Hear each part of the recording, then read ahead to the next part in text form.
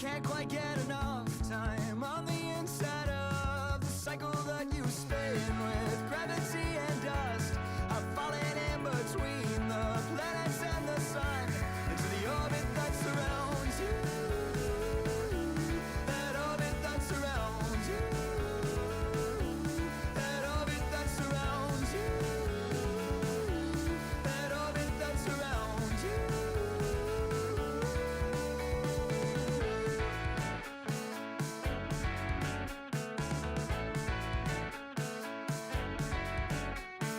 Now the space is filling up, satellites that I can't seem to keep track of. I get the feeling I'm not quite made of the right stuff to float between the rings of cosmic metal love into the orbit that surrounds you.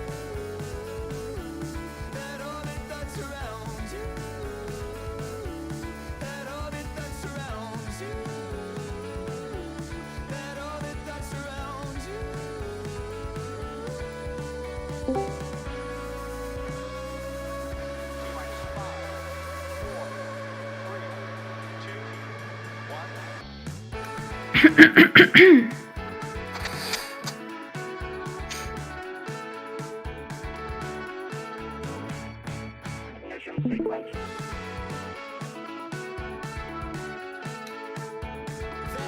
orbit that surrounds you. That orbit that surrounds you. That orbit that surrounds you. That orbit that surrounds you.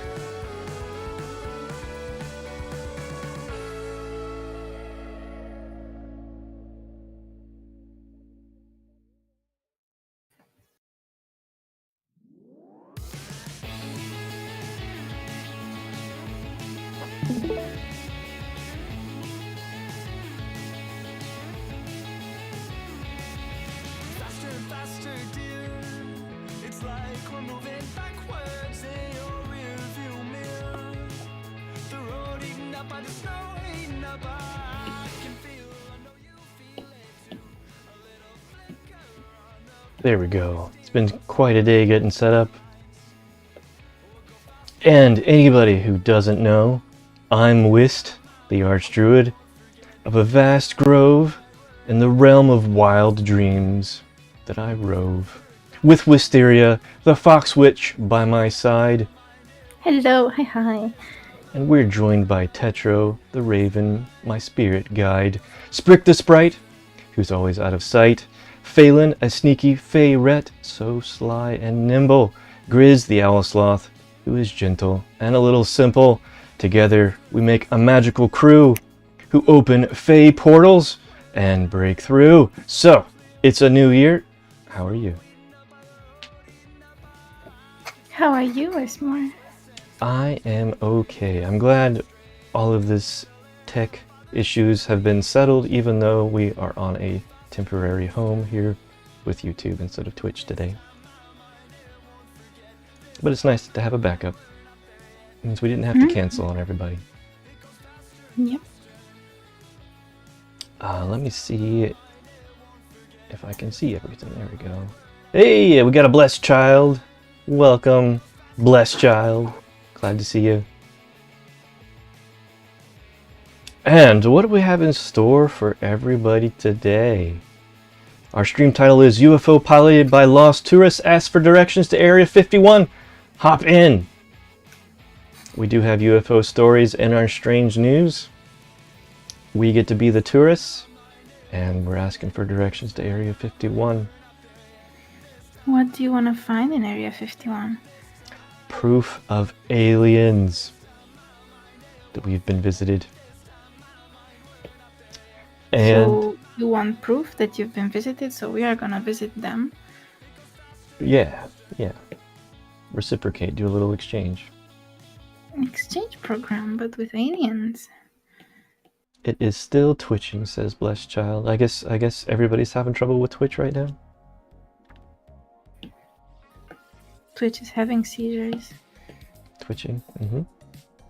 And we're gonna do some art style studies after our strange news segment.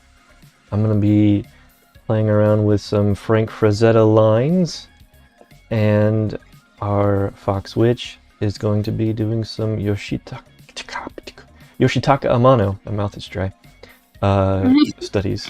Let me take a sip. Yes, and I am starting to see a lot of lines and patterns that I might not have in my brush pack. So maybe we're gonna do a brush on stream, and if we manage to do that, I'm gonna share it for everyone in chat. Interesting, interesting. That's good stuff.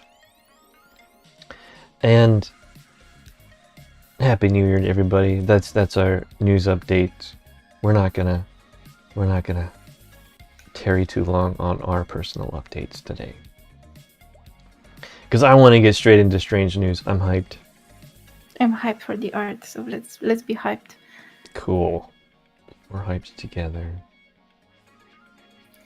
Do you need a driver's license to pilot a UFO? Luckily, you don't. Luckily Luckily for us, but not for everybody else. Alright, here we go. And let's pause our music, even though that was my lovely Wishmaster Groove song. Oh, let me see how loud this is. There we go. Our first strange news. Dancing stuffed animals celebrating the new year. This is my kind of party. Oh, so cute! How do they dance? It's like that. There's like a fairy tale story with a guy that sings on a flute and is guiding all the animals from the forest to dance and everything. Yeah, he's the Pied Piper with a saxophone. Yeah.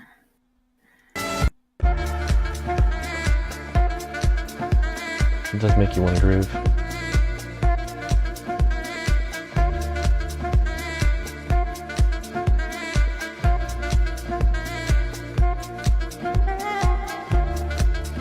Those dolls have got some moves. Okay. This video is blowing up right now. It was uploaded by a YouTube channel called Ken's Carpentry. This man normally posts So first from YouTube to TikTok, back to YouTube. Here we go. construction videos, but on December 3rd, he uploaded this footage. Saw a mother bear and 2 cubs this past spring.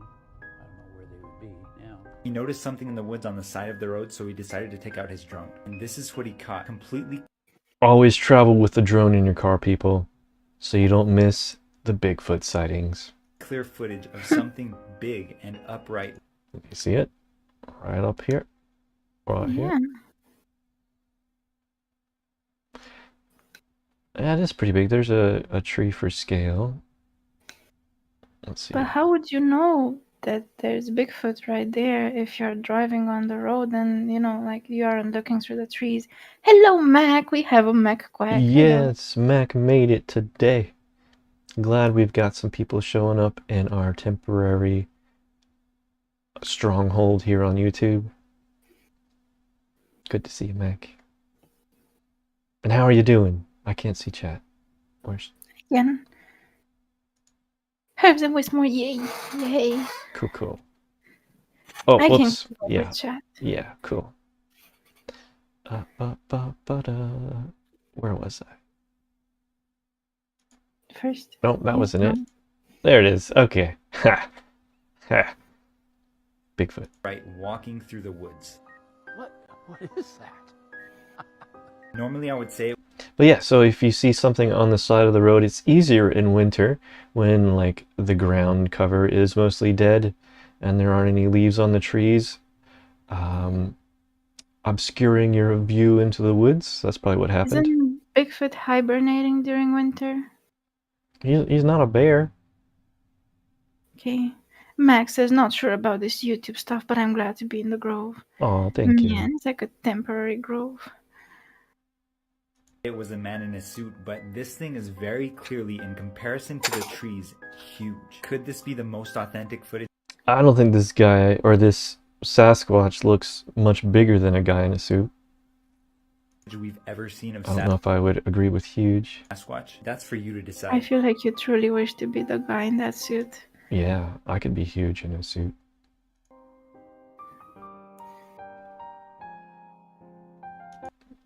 Yeah, that's a definite walking stride there.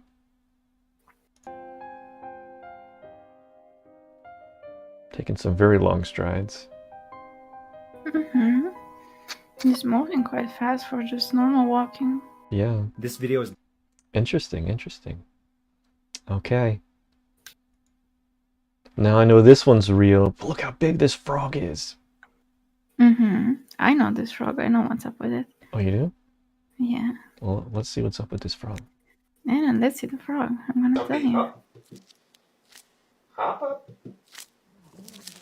Good Wow! He's Spider-Man. girl. She's Spider-Man. Okay. He throws an egg. And that thing was quicker than one frame. We're going at least 30 frames per second. Wow. Just chomping an egg. That never gets old. It's probably hard to tell there, but Dumpy only has... You hear that sound? It sounds like a cat purring. Is that the frog? Yeah, isn't that relaxing? And you can pet it and it's slimy.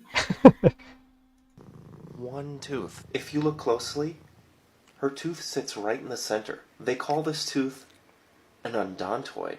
And as you can tell, she loves to eat. And even with one tooth, she Cleaning his eyeball, her eyeballs.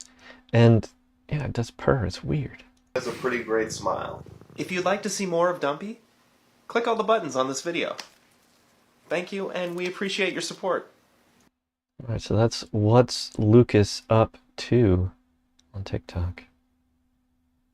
So you've seen that frog before?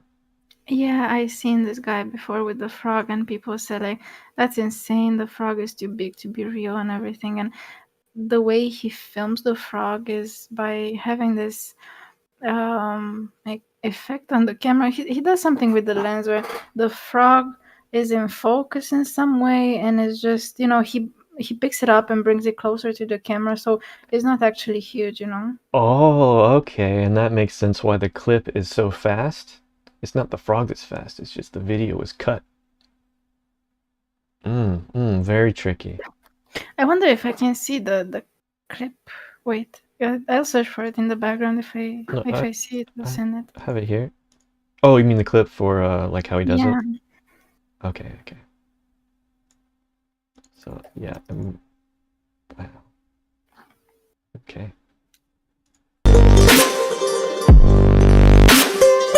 Sorry to kill everybody's ears on that one.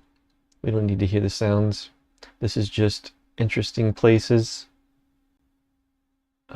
They're all in North America. Actually, all in California. So this is the Crowley Lake Columns.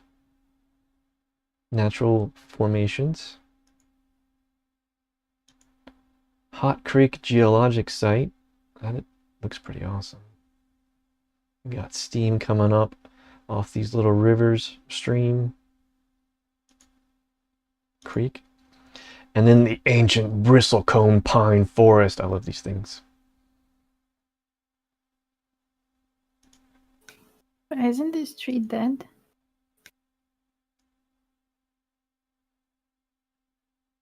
Maybe. It's cool that it's dead. It's just, I was wondering if it was anything with leaves or something. Yeah, bristle pine should have, greenery because it's an evergreen. So that's, you might be right, it might be dead. Amano Lake. There's interesting formations out there. Yeah. I wonder if this is like close to the Yellowstone area. Fun fact, a group of developers at MIT are working on something wild. They're experimenting with using the glow in the Something wild. They're playing with genes. Dark enzyme found in jellyfish and fireflies, and they're injecting it into trees to make them bioluminescent. They've already done it successfully on kale and spinach. Would you like it if I talked like this when I did Strange News? No. No. They're doing this to try to get rid of streetlights and have the night lit up naturally by trees. And it would be completely energy neutral. The only So we are seeing a bunch of photoshopped images, so I don't think it's actually been done yet. Because otherwise, I found it. You found the frog video? Yes. Okay. Otherwise, we would have some images to share of bioluminescent trees. bioluminescent. They've already done it successfully on kale and spinach. They're doing this to try to get rid of streetlights and have the night lit up naturally. So far you can only have a bioluminescent garden light up the ground with kale I and wanna spinach. have the arugula that you grow be bioluminescent to have like a shiny salad. That would be a nice way to have a little fairy salad. Yeah, I mean, like that would be a good picnic dish. Guys, would you eat a fluorescent salad?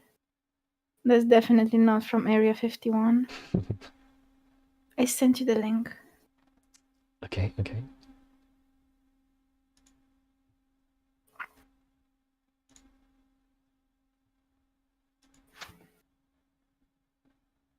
People have been saying they think Dumpy is fake. Well, let's Turning it down a second. talk about it. Some people are thinking that maybe she Yeah, you can see it here. It's not great green screening there. I forgot to keep up with chat, so Meg discovered how there isn't like cute emotes on YouTube. I know. It's like the He found the leftover pink emojis. poop emote, which is interesting. Pink poop? Yeah. Huh. That's unhealthy. Unicorn poop? That should be checked. Yeah. Then we have a cyan blue goat, a green brick that's laughing, and then Max is glowy spinach. Yeah, I would eat glowy spinach, not gonna lie. Yeah, Tetro can't hear you today either. Everything is a wreck. Yeah. And Max says that he wouldn't eat salad anyway. That's a rebel child. Noon isn't sure about the glowing salad either. Well, I guess it'd just be you and me enjoying a face salad. But I do wonder, after you eat that, will your teeth glow? Among other things. No. she's You CGI, get kind back of like to the pink dinosaurs poop from now. Jurassic Park, and that I don't even own a frog. But that's just not true. And some people have been asking me to hold her, to prove that she is real. So that's what we'll do. This is Dumpy. She is Wow, it isn't even a green screen. It was just the shadows looked weird. an Australian Yeah, white I tree know frog, about the angles. Yeah. and they typically Max get says, "Oh, the blessed child is Noon." Sorry, I doxed Noon. Oh. 4 to 5 inches in size. Now, even though she appears to be larger than life sometimes, she is still the great frog you see on the screen. She's still good old Dumpy. The only difference is, she happens to sit a little closer to the camera than I do. Alright, Dumpy. Say goodbye. I feel How's like it I life? always come in here to break everyone's wishes and dreams in regards to huge frogs. No, that's great. That's great. Best co-host ever. Especially for strange news. But I have even better news. If Dumpy is Alright, just guys. big because of the angles of the filming and everything, that means you can have your own Dumpy and he can be as huge as you wanted to. Yeah, let's do it with quails. Bro, like a Godzilla-sized quail. Mount size, you can ride them. Yeah. Oh my gosh, I want that. I put a saddle on them. Yep. Wow. You can see their floof peeking from behind the skyscraper. And it would definitely be a bouncy ride. For the planet itself.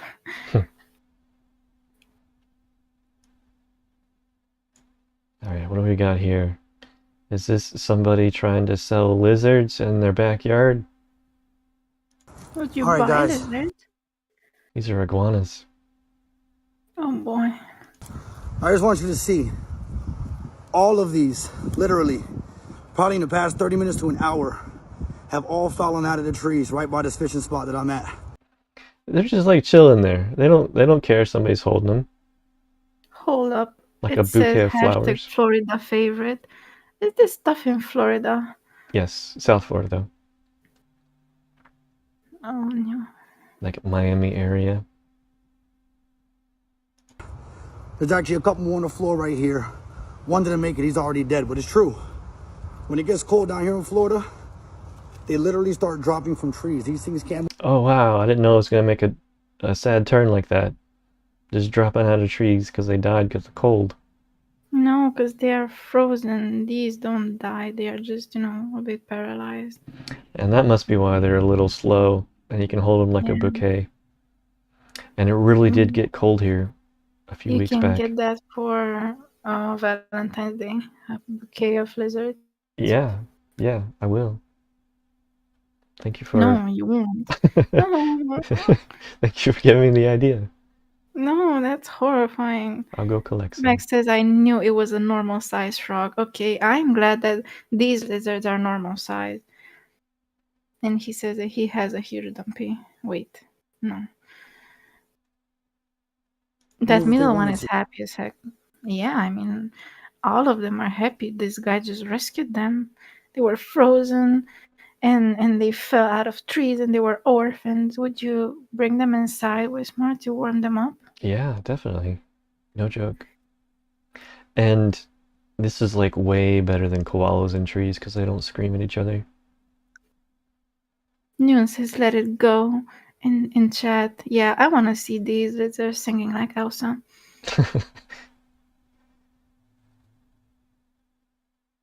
Yeah, they look pretty healthy. Hot cocoa will help. I read that as like a hot koala will help, and I'm like, how would that help? Make them a cup of tea. Yeah. They would definitely enjoy a warm tea. Alright, some more UFO news.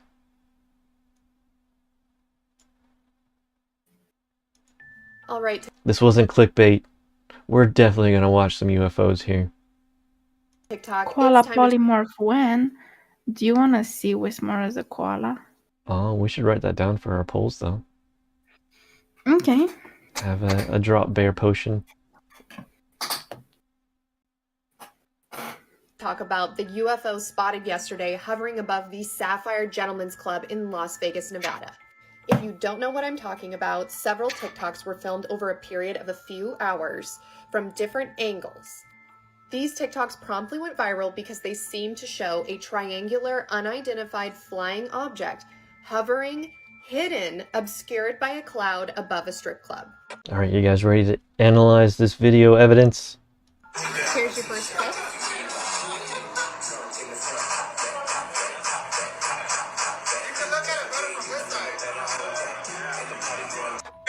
I've never seen anything like this. Okay, so here is the Triangle triangle lantern. craft. Lanterns? Yeah. I mean like lanterns floating around in the sky? Mm-hmm. Maybe. So I wonder if they would be tied together, where they keep their shape. But one thing she's about to point out is that little glint of light. There was like a reflection from the spotlights. Mm-hmm. In this screen Yeah, there it is. grab from the second clip that I showed, spotlights from the club seem to be passing over the cloud and reflecting off of something solid. Here is another screen grab showing the same. You know, if this isn't lanterns, we should do this. I have an idea. Yeah, let's make like something from wire and tape it with this reflective thing that you put on your bike to make this like triangle shape and put Chinese lanterns in it, and only like make it go up when it's like a lot of fog outside, and just sit back and relax and enjoy the news. I'm in. Let's do it. Can you imagine what Wismore and I will get up to on holiday? Guys, watch the Florida news. That'll be interesting. Yeah, I'm still waiting on my Bigfoot suit. Let's watch this happen one more time. Honestly, this is really strange. I mean, we're here every night. Well, most people seem to think that this is the spotlights reflecting off of a solid object hidden by the cloud. Some actually think that the craft itself might be shining a light back down on the people below. According to witness statements published to the Mutual UFO Network, or MUFON, the thing that made this sighting especially weird to the witnesses on the ground is that not only did the craft stay completely motionless for an extended period of time, but so did the cloud obscuring it. Even that part is actually kind of interesting too. When other clouds around it continue to drift away in accordance with normal weather patterns.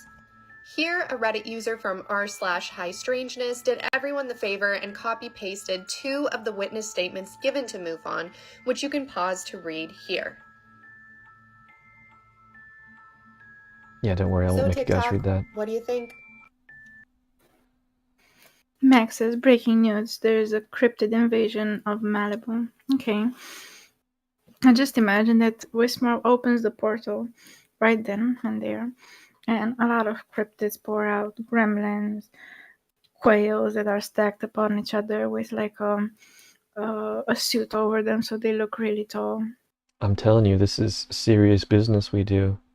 Gotta be careful anytime we open a portal. Yeah, because now we just ended up here in the the YouTube dumpster, but it's fine. Alright, let's switch over to... I am deeply frustrated because I want to shake some trees and I can't. Oh yeah, all of our redeems are gone. Oh, alright. And I deeply wanted the mistletoe one. Well, we have fish may be to blame for mysterious noise heard in Florida. Like they were hearing these booms and even windows were shaking.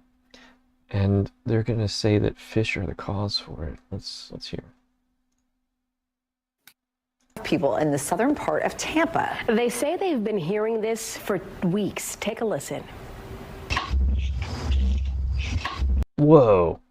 You hear that? Oh, I'll turn it up a little bit. That deep bass sound is even rattling homes and windows day after day. Along a 20-mile stretch of the Tampa Bay coast, neighbors have been reporting similar sounds and situations with no answers to explain what's creating it. It seems like everybody has kind of the same experience where it's... How you do that? They are fishes playing basketball? No, how'd you shake the trees? I didn't. The trees got shook. By whom and where? Oh, I think somebody went onto our Twitch channel and triggered it. That's the only way it could have happened. We've got some big brains in Mac our has chat. unlimited power. Wow. He also says that we should open the portal and get a really confused goblin walking into Florida or somewhere. And that Malibu tourism increased, and with cryptids with cocktails spotted on the beach or somewhere. Maybe one day. Maybe on April 1st. We'll let a strange goblin through. What kind of cocktail would cryptids drink? Swamp water. We should do a cryptid cocktail. Wow. Swamp water. No. I drink it every day. Guys, come on. Let's find something better than swamp water. It's this eerie, am I really hearing that? There's even a mom in my local Facebook group that really wants to take matters into her own hands on Saturday and put people in different areas of the city and try to figure it out. All right, so neighbors are flooding social media with their complaints. Posts include this one: "My windows are literally rattling," and another one saying, "Just hope the police find them before I do." What are the police gonna do about fishes? Lock them up. Well, this morning, we've got your answer, and it isn't what you'd think it'd be. As Fox 35's Haley Hines reports, the culprit is most likely a massive fish currently in its mating season. There have been all kinds of these stories over the years about sonic disturbances. I wonder how real this is. This is my first hearing of this sort of answer to the mystery. So wait. Yep, that's. Is just a fish having sexy time? Let's see. Let's see what they say. What they sound like, and enough of them together in the same general area can produce a lot of noise. Dr. James Locascio is a marine scientist with Moat Marine Lab and Aquarium. He said from October through March, these big fish are busy courting and mating, and sound plays a big role. Black drum can produce a sound with their sonic muscle, hitting 165 decibels underwater at low frequency, loud enough to travel into homes. Locascio did his dissertation on this topic. So I wonder if there is something that is magnifying the sound, like underground. Mm-hmm. Like it's coming through a pipe or something. That's the only thing I can think of for it to be able to come so far on land. And yeah, I don't know. This is a scientific paper. Yep. Deal and seasonal timing of sound production by Black Drum. As a student at USF College of Marine Science. At the time, people in Cape Coral and Punta Gorda were dealing with a similar low booming sound. With the help of underwater acoustic recorders, he was able to confirm that black drum was indeed the culprits. Are the fish shaking the trees? Mm-hmm. The study found the sound picks up around dusk and continues for several hours. The fact that people from South Tampa to Seminole Heights to Apollo Beach have reported hearing it indicates that there could be a lot of black drum over a wide area in the bay. Some nights are louder than others. How far they travel depends on how intense they are at the source, what the background levels are like in the environment they're traveling through, and what the physical environment is like that they're traveling through. Black drum are right at home in bays and muddy canals, but they can also be found in the Gulf. Look, they go in circles like reindeers when they go crazy. Recent video shot by the owner of See Through Canoe. He says by far this is the most migrating black drum he's seen in years. Of course, the only way we can know with absolute certainty. Yeah. I was thinking about the reindeers that do those circles and they just like go like that for days on days. And those other reindeers that get their antlers painted with fluorescent light. Yeah. So you can spot them and everything. How about like painting like all the deers with that paint and letting them go in circles and just have a rave in the middle of the circle and have a party circled by reindeers. That sounds fun. I would join that rave. So we got a lot to do. We gotta do a reindeer rave. We have got to try out my new Bigfoot outfit, and we have to do a UFO Chinese lantern. Yeah, and a cryptid cocktail. Yeah. Are you writing these down? No, but I will. Let's catch up with chat. Okay, so Mac figured out that besides the tree shaking, nothing else works. I tried it too. Time to create a new DeviantArt Sonic Fish comic. Okay, this is a good idea. But I get to be a hedgehog and a fish at the same time. That sounds cool. Gender bend it and create the ultimate waifu. YouTube needs better chat functions. Yeah. And what's up, Tampa Bay? I want to see the biggest circle mosh pit ever seen. Mosh pit. Fish mosh pit.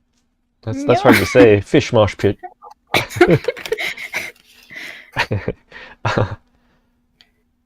Yeah, I was gonna say something, but I completely forgot what it was.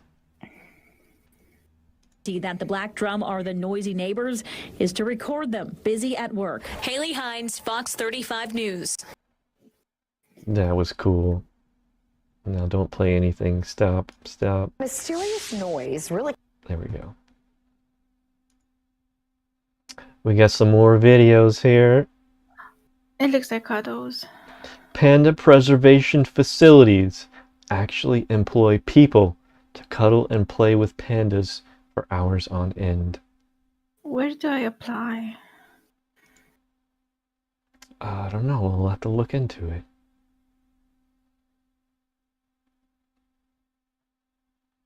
We might just have to open up a portal to China where the pandas live. But that does look like a lot of fun. Yeah, it's just dream job. That's like therapy for you and the panda. Yeah, just set aside the hustle culture and everything. I want to cuddle with a panda.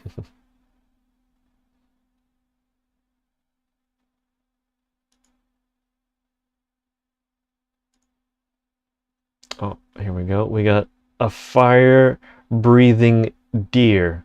It's a stag. It's about to breathe some fire, folks.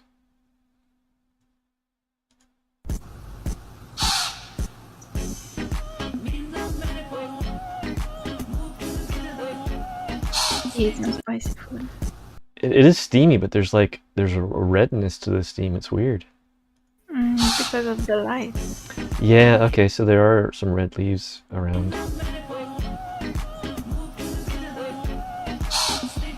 Max says right currently Deliver holds record for the biggest circle pit with humans, but these fish definitely got a bigger circle pit.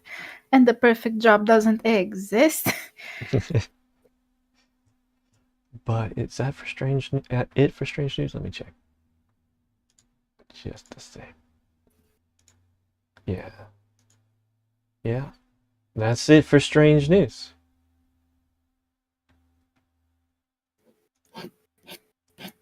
That's pretty good. 30 minutes or so. So now we can do some art. We're going to study some artists, some art We need to masters. start screen sharing again. Yeah, my iPad went off. So we'll get our music back on while we get everything set back up. Back to the Wistmaster Groove song.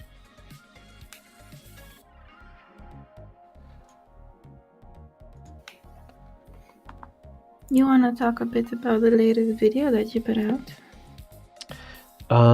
Sure. How did you come up with that idea?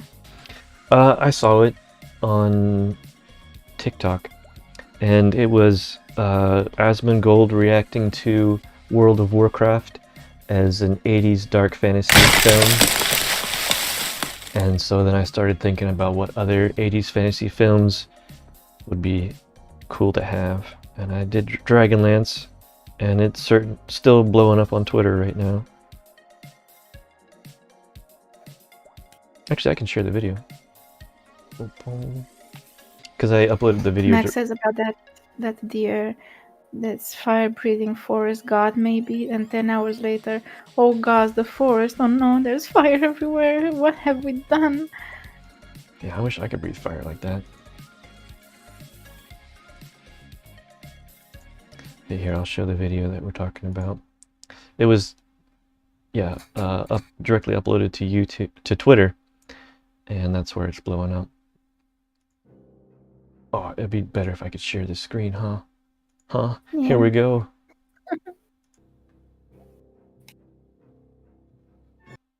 It's a lot of fun to make. Max says that he saw the video and it's really cool. I'm working on a new one. Yeah, the other character before this one looks like Max's new avatar. But Oh, with long Tennis. hair. Yeah, Yeah. Tennis. There he is.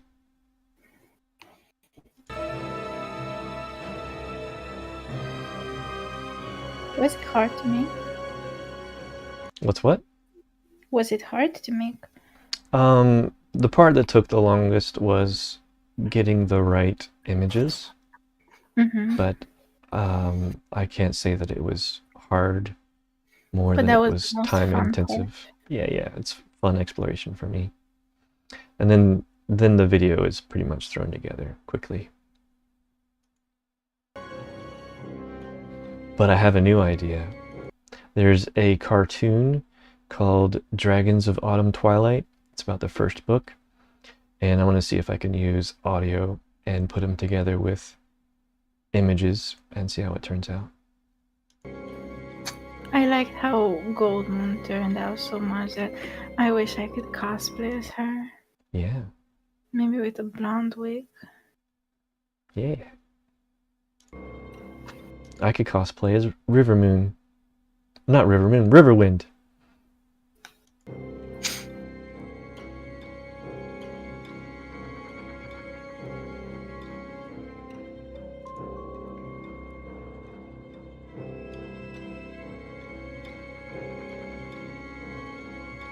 This is my first time seeing it large in high definition.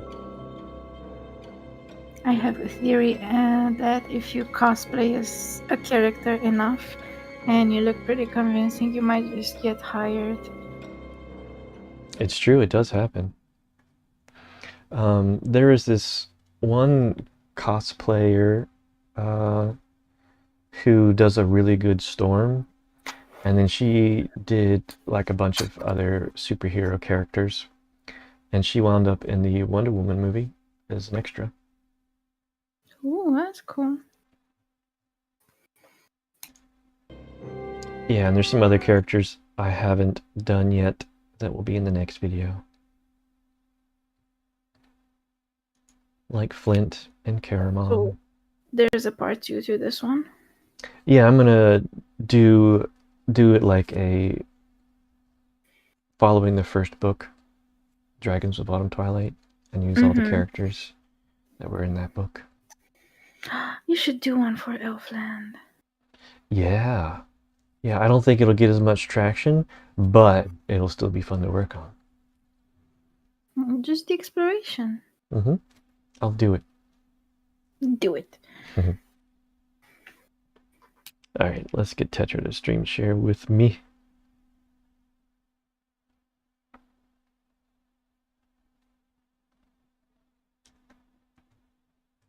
And fix Discord.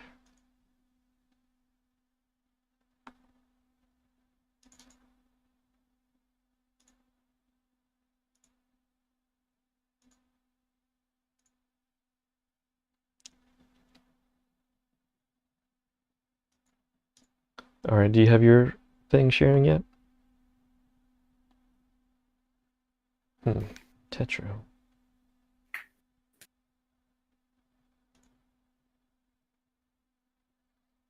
There we go. I got Tetra to work.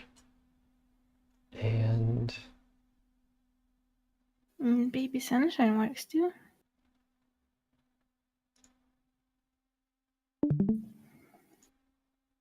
there we go. Now to make where everybody on YouTube can see it.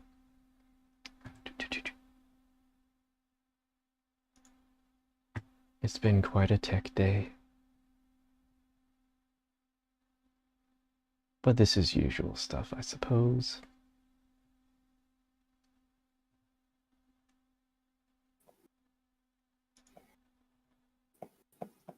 Okay, cool. It's almost got it. For that, let's check this one. This one needs work.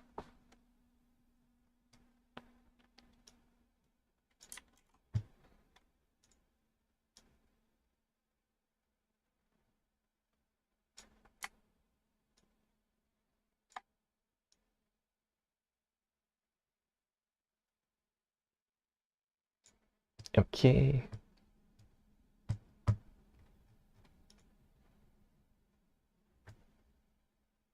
And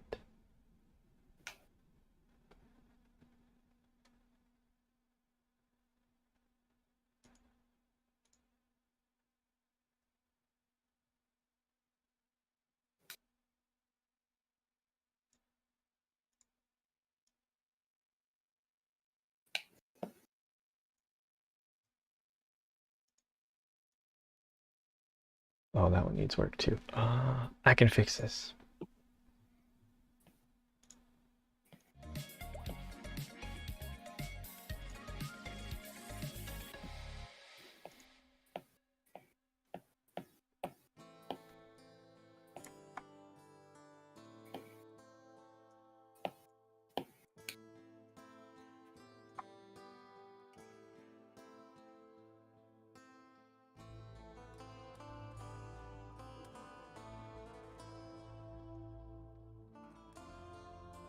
What? What? What? Oh, we'll just have a weird thing in the middle. I guess that's okay. There.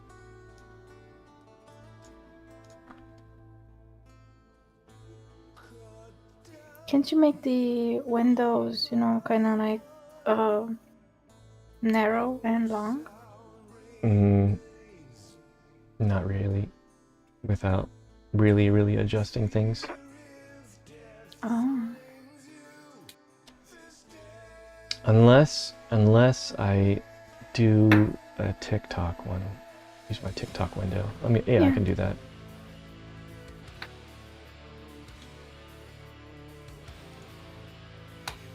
You can do 2 windows? Yeah, I'll just duplicate it and switch it.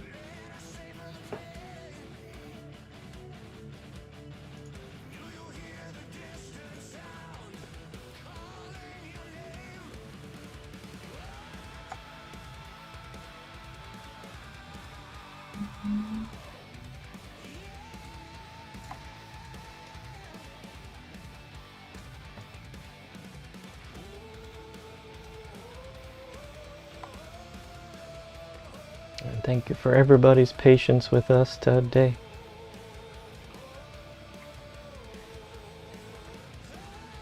Wismar is working hard so that the fun can continue.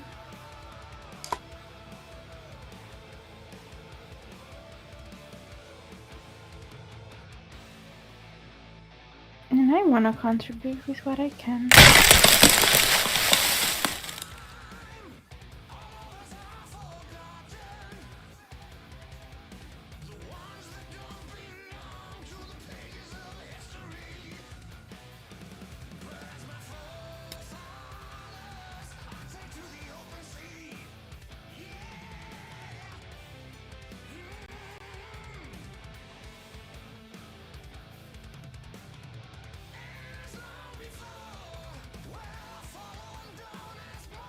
Okay, we're almost there.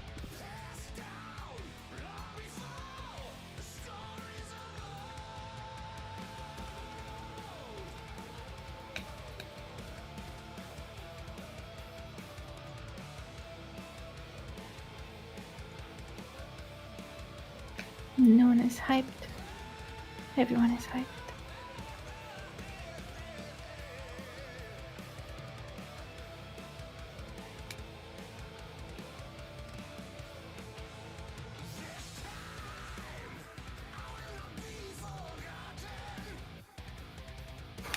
You know, this almost feels like traditional art because there's quite a bit of time that goes into prepping your canvas and setting everything up, so it's just like that.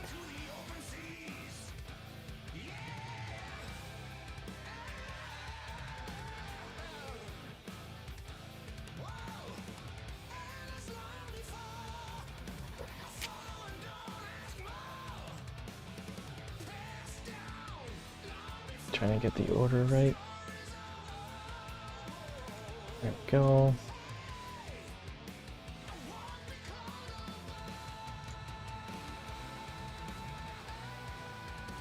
Cover that up. There we go. Good enough. Oh, you had a good idea of putting an image in there. Yeah.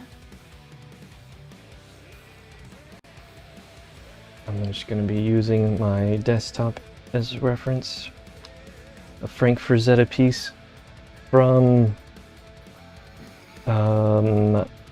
Princess of Mars. Wouldn't it be easier if you had it, like on the canvas? I got a big screen I'm looking at it on. Okay. Mac is back. Welcome back. Welcome back. So I can share a bit of my process of what I want to do here.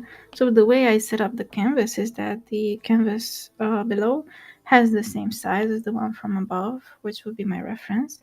I put a grid over everything, and you can do that in Procreate by going to Actions and having the drawing guide turned on, and edit the drawing guide. And from there you can put all kinds of guides in there, so you don't have to draw like a grid.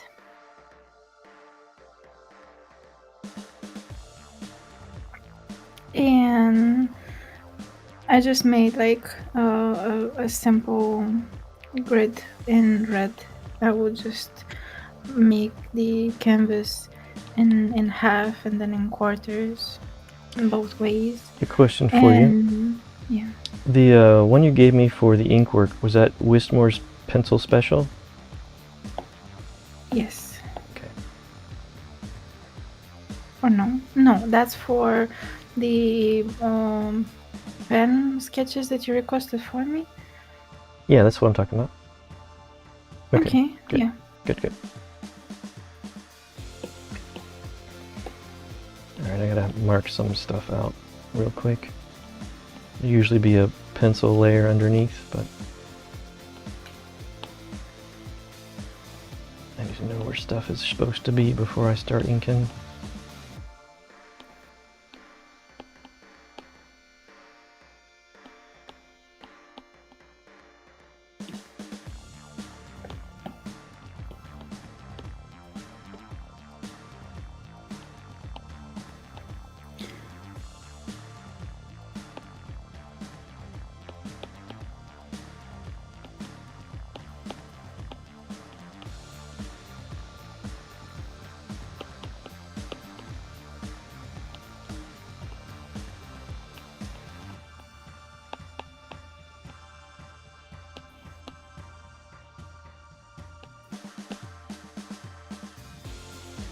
By using the grid method, you can really map out the painting if you want to transfer it on a huge canvas or something like that.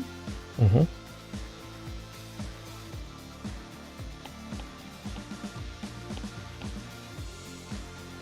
This is true.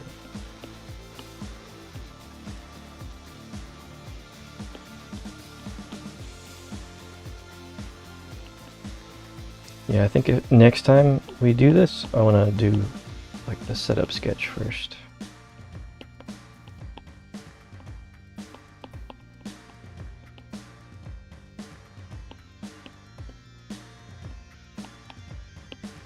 So you want to have this sketch already made? At least something to this level, like the thumbnail sketch really. Make sure everything's in the right places. Mm-hmm.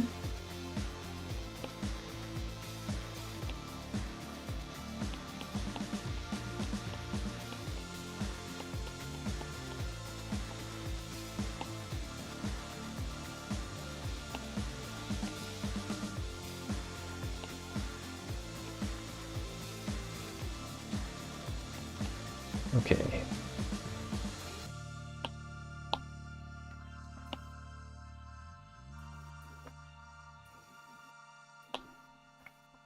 Well, that made it like disappear on screen.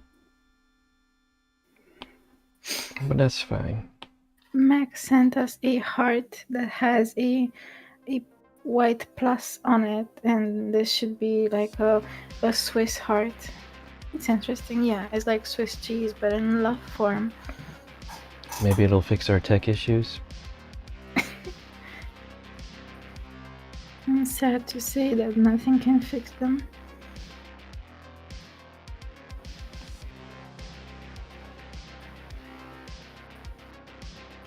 Oh, he's got such confident strokes.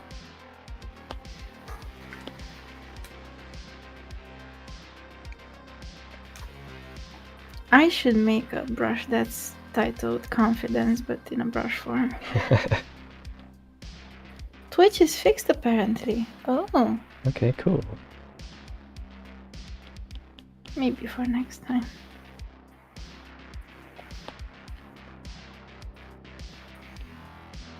Where were you when we needed you, Twitch?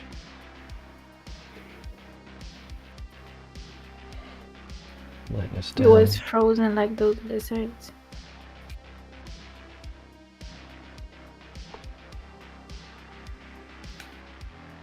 But were you panicking over the fact that Twitch wasn't working? No. It was just me. We had backup already set up.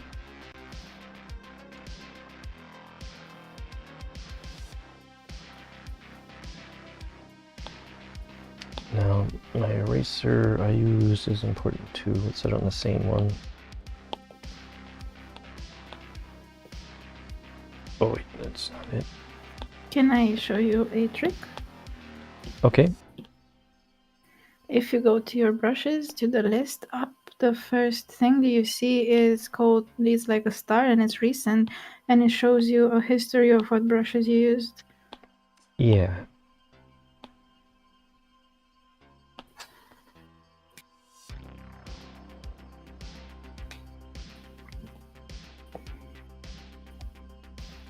I'm gonna try to go slow and have confident strokes like him. Though I'm sure he did it much faster on his own.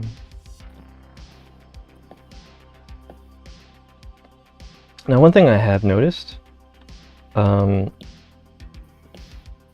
is that you can make art and learning art a lot harder for yourself if the equipment you're using isn't right.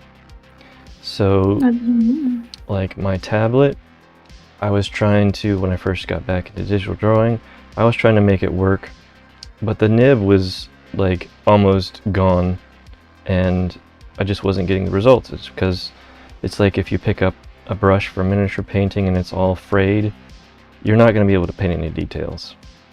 And I was trying to do that. Let me think. There's been another example. Yeah, if you're in Photoshop and you're just trying to use the one airbrush that it comes with, you're not going to get the results that you want probably because you're just not using the right brush. And the same thing is, I can't get the right effect in Procreate unless I have the right brush to get the right style.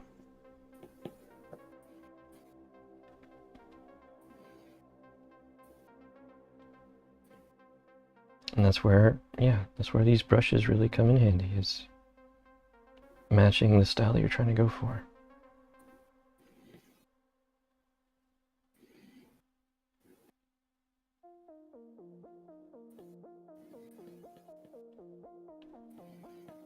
Now that I'm not using the internet, I can check in on chat though.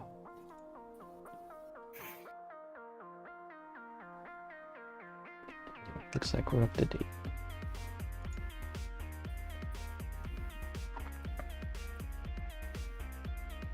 And I'm working on Mossy Tree here. I was able to find one that was of a tree and moss.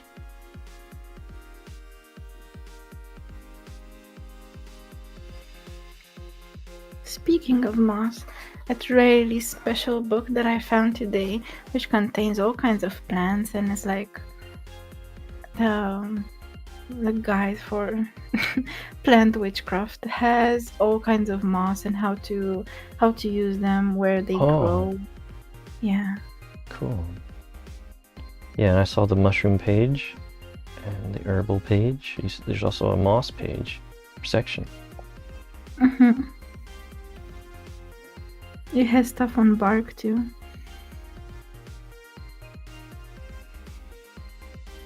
Did you know that willow bark is what goes into aspirin, like the main ingredient? Yeah. Yeah, I knew that stuff. That's kindergarten level whist.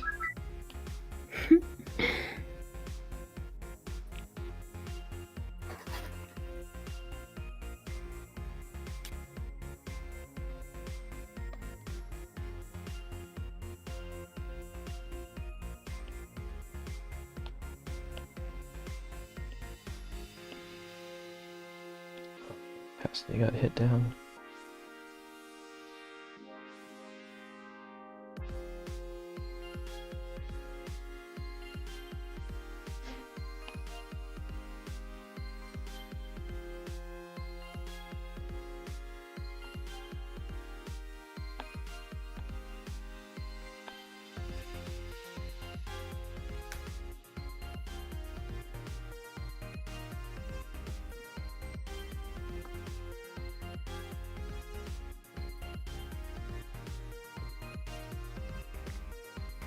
So why we're doing these studies of style is that if you want to learn how to draw in a certain way, or if you really admire an artist and you want to see, you know, how they do their craft, it's not enough to just watch them and observe their process. The moment when you start tracing their lines, doing them on your own and everything, is where your hand and eye coordination really starts to develop. So I would say that this is really useful if you are trying to go for a certain aesthetic, because whenever you pick up some stuff, even subconsciously, it sticks with you and it forms your overall style throughout the years. Yeah, and if you ever wanted to study a artist that isn't alive that you can't follow along with, this is how you do it. You want to say that you can't stalk dead artists? This is interesting. Yep, no seances. No art tutorial seances. Can you imagine doing a seance for like a Renaissance artist, and by mistake the anti-Bob Ross comes through?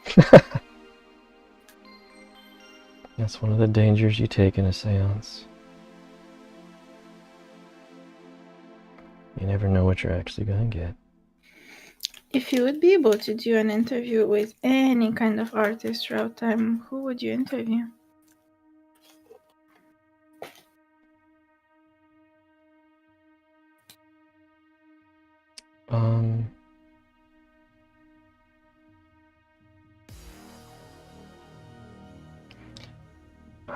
I don't know. I mean, I don't feel like I really need to interview anybody. I think mostly their works speak for themselves.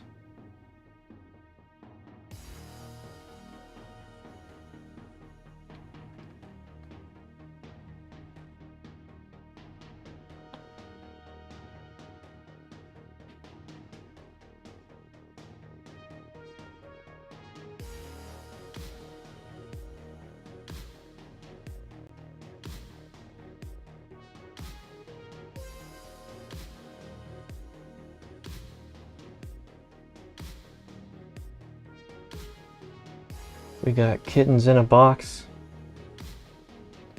and talking about Ko-Fi.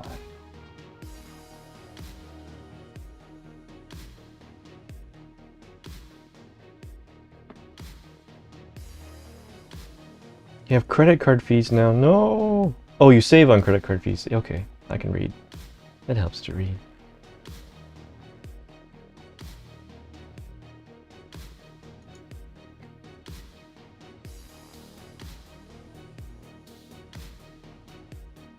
Oh yeah, I really messed this up spatially.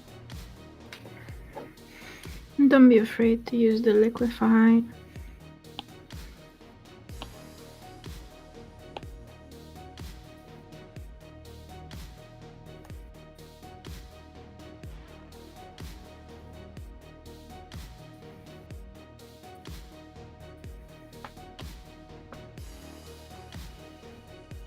Now that I have to stick to the reference image, I noticed so many things that I would just subconsciously do how I usually do them on my own.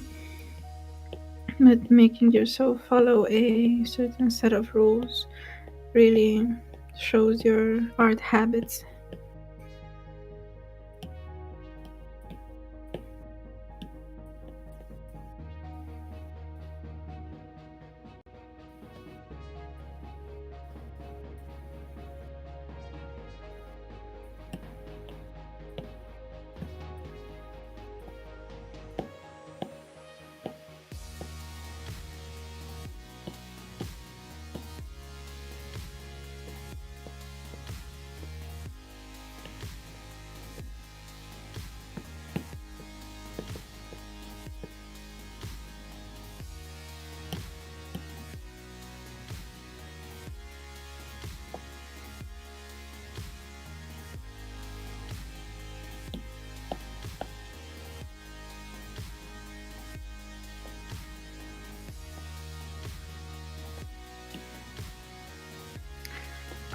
still choose to go with some bold strokes, even though Amano really had this faint, almost like feathery line art.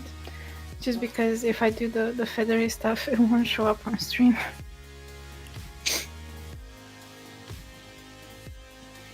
And I think it's most important for the shapes to be there.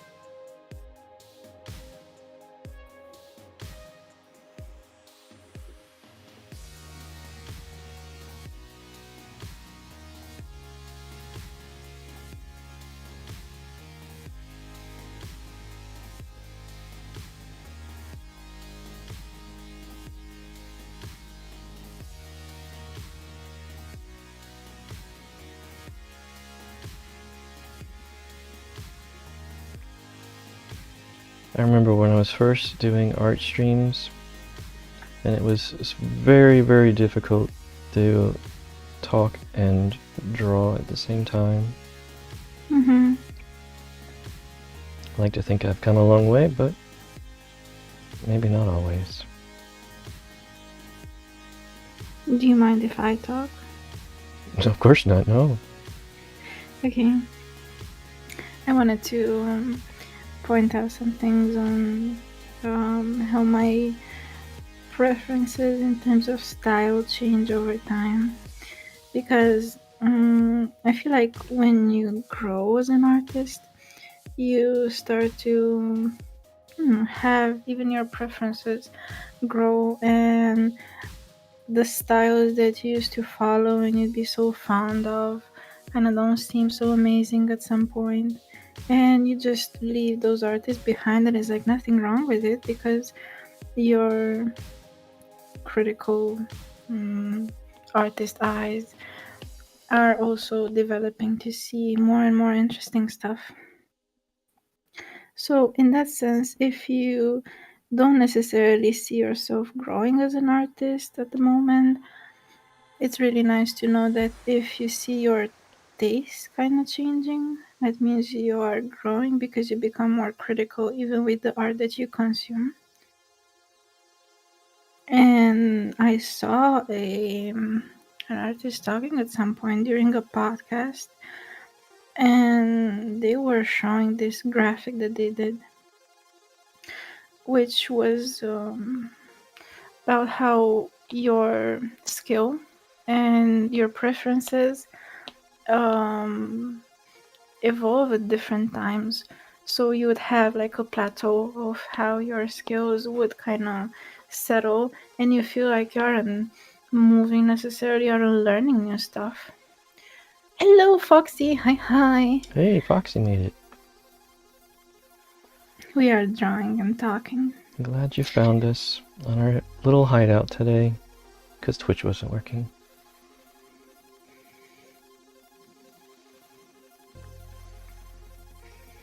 Foxy had some stream difficulties in the beginning. Her camera wasn't working, and she just started. I'm like, oh no.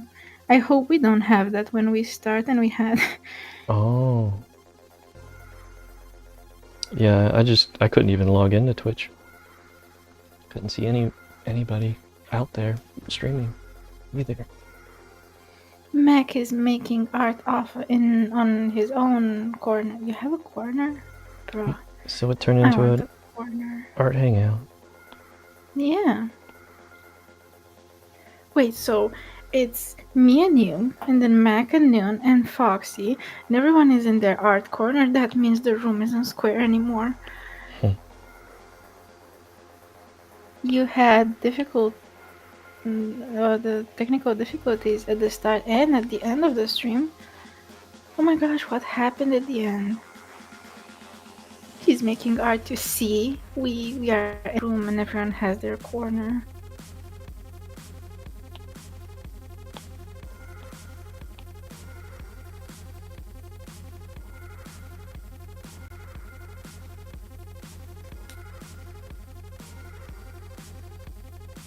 Noon says to Mac, I am making a gothic armor-based armor. A gothic armor-based armor, that's cool. It has a ring to it. Best art hangout ever.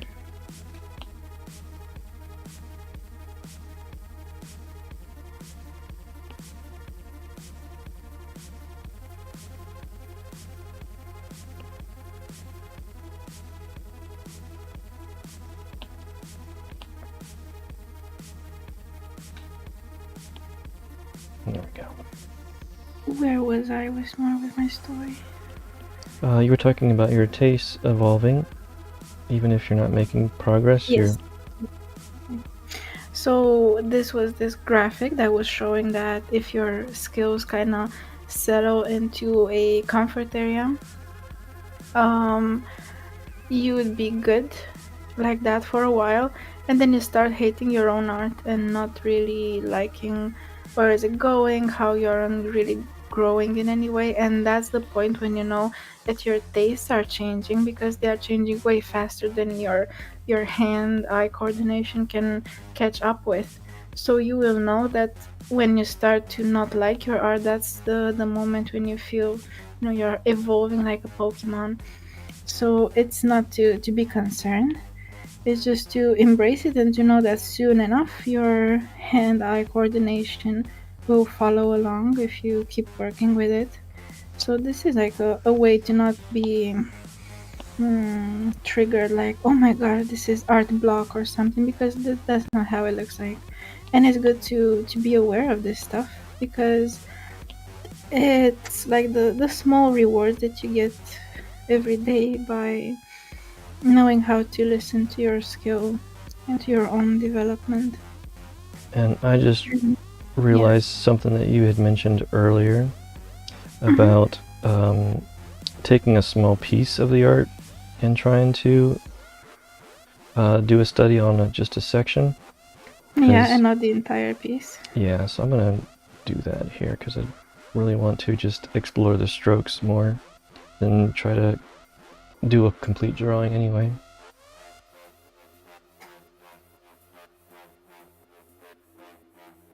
And here I am spending time trying to get things all proportionate when I just want to do strokes.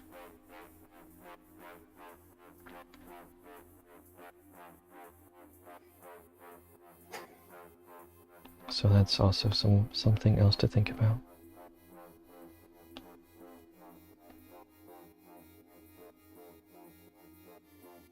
So I've chosen my section. Good.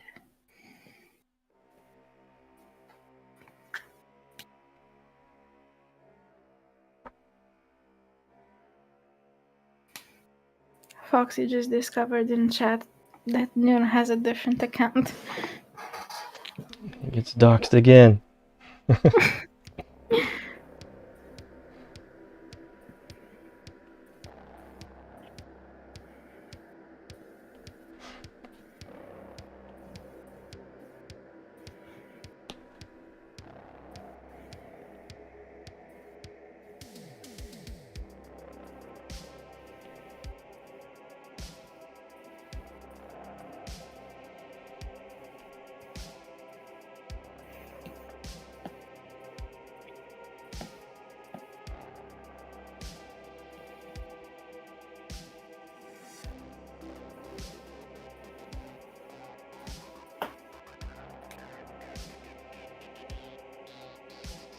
Yeah, so what Wismore said about choosing a section, I want to explain for people in chat too.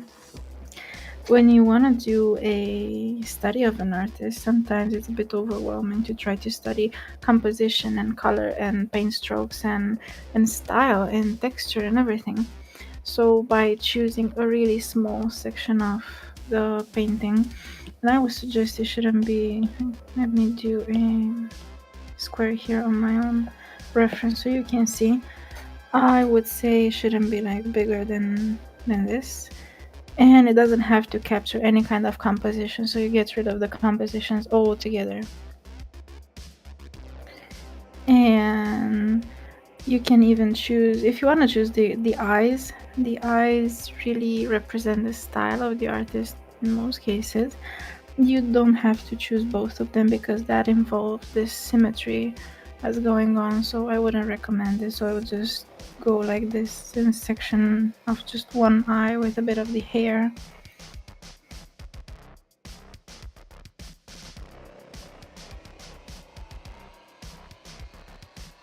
No, Foxy says that is really insightful, the thing about changing styles and preferences. Yeah, it just shows that you're growing, and that's comforting to know that, you aren't in the same place as to when you started.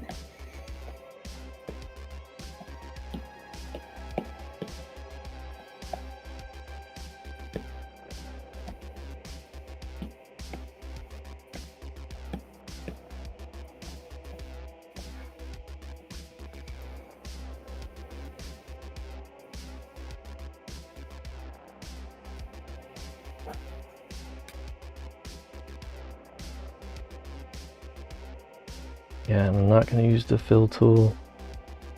I'm going to do it like you're supposed to, stroke by stroke.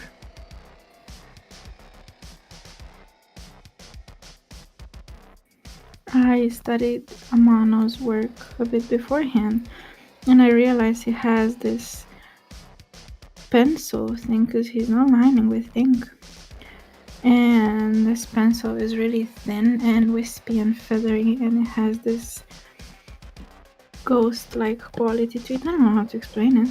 And I made a brush that is like that, and it's like an extra fine brush, because when you try to scale it up, it stays wispy and it doesn't pick up a lot of texture. And I can go into the settings of the brush. I want to show you guys that if you want to change a bit of how texture gets to affect your brush, you can either choose the grain behavior from moving to texturized, and the texturized version makes it a bit softer if you think that the moving version is a bit too rough for what you're looking for. And changing that and going back and forth can really add a lot to your line art if you're working with a less precise line art.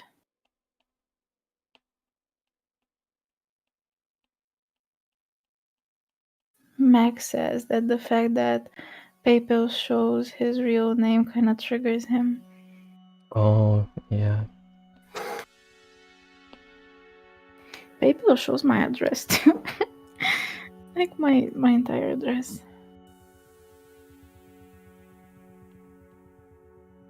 It's fine. Yeah. Your secret's safe with us. That's why Nessa is so freaked out about Ko-Fi and PayPal and everything. She's waiting to do an account where she can be like completely anonymous and everything.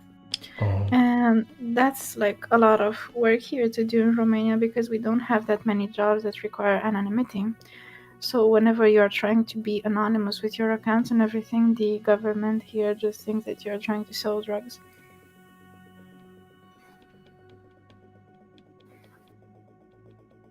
Yeah.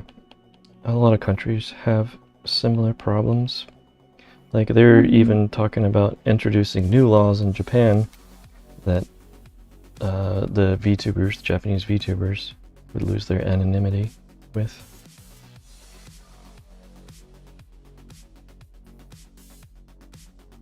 Mac asks if I can get a PO box. Yeah, the thing is that my business is tied to a place. Like I need a place, physical one to operate. So this is from where I can operate my business, and it's like my same address that I live at. So I can't really change it because this is what appears on tax documents too. So it is what it is. Noon's desire to support the artist is bigger than staying undoxed. That's sweet. It took one for the team.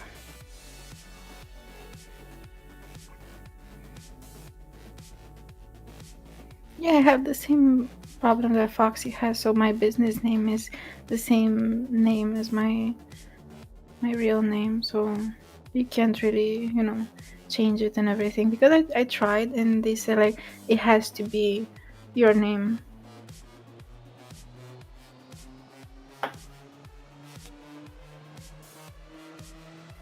Max says, but you kinda are selling illicit goods. Your art is like drugstores. Shh. Gabby can hear you. That's quite a compliment, though. Yes, it is. It is.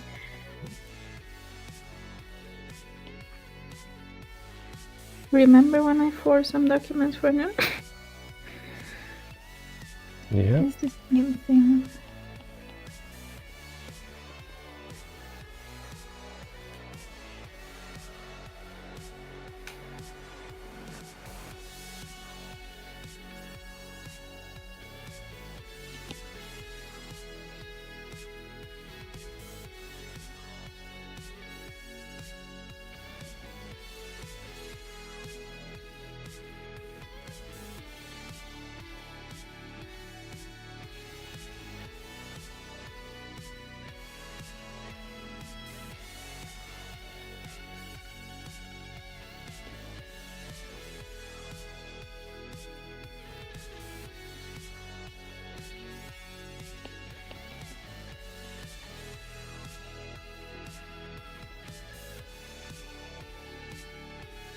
Oh, I'm discovering some light strokes I didn't see before. Can I make them that light? No.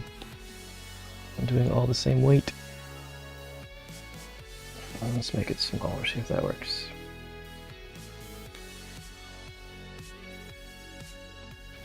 You can make your brush even smaller.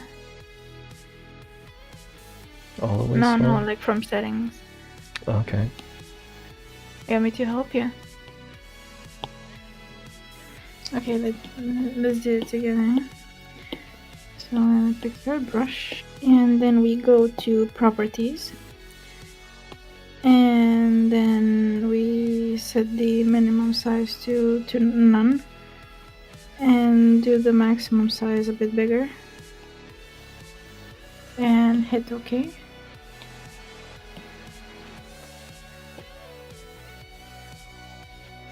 Yeah, that's better. Thank you. You're welcome.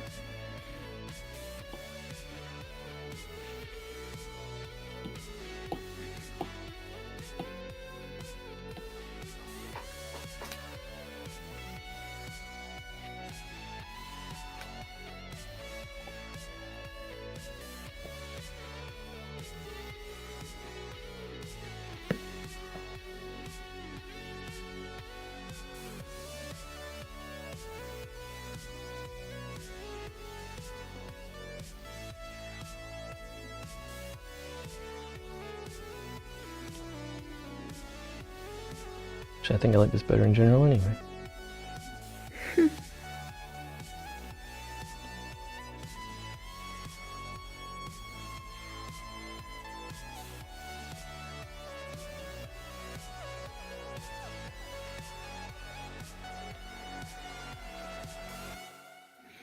Yeah, so in my opinion, the best cure to art block is just the same cure that you have with any kind of other cold, illness, something. You go back to things that do you some good, that you're excited about. So looking through the artists that you really like, and picking something that's not necessarily above your skill level, but that you always wanted to figure out, and it needs to be something small. As I said, just pick one thing. If it's composition, then do compositions and not details. If it's color, then try to pick a color patch from a painting and color pick, replicate that. Use the color picker and then look on the color wheel to see how the colors are moving.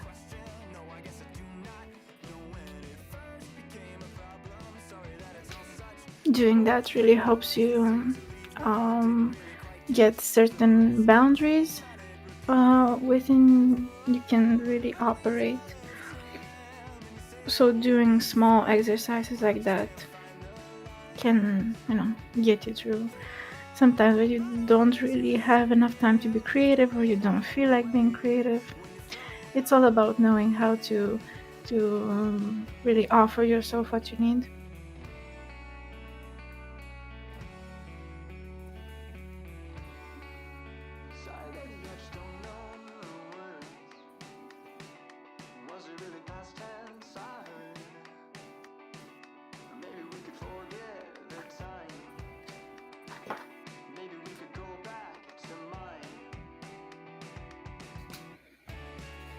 Max says that he doesn't have enough time to make everything that his brain comes up with. Oh, yeah. My god, same.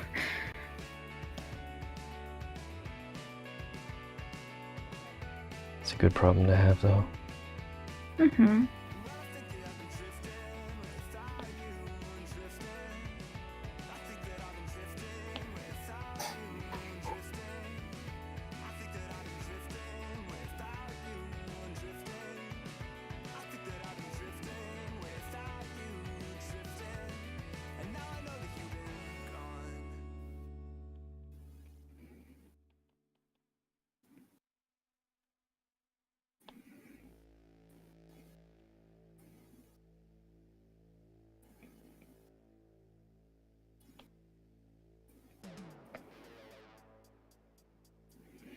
And one thing I really want to emphasize with exercises like that is that if you set yourself to do one thing, try to limit yourself to that, because it's the same thing as, let's say you want to go for a walk, and since you're already outside and you're moving your legs, you might as well start running, because running is better than walking.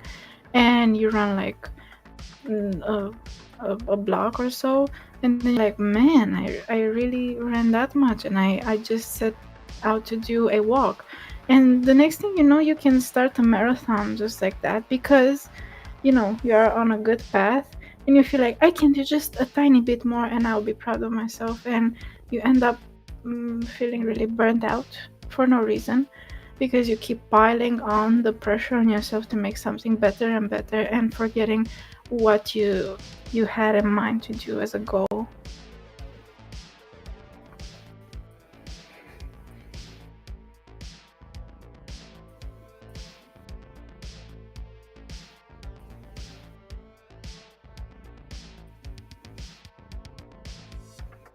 Did you ever have art block, Westmore? No, I have the thing that Mac talks about where you can never... have time block. Yeah, you can never do everything that's in your mind.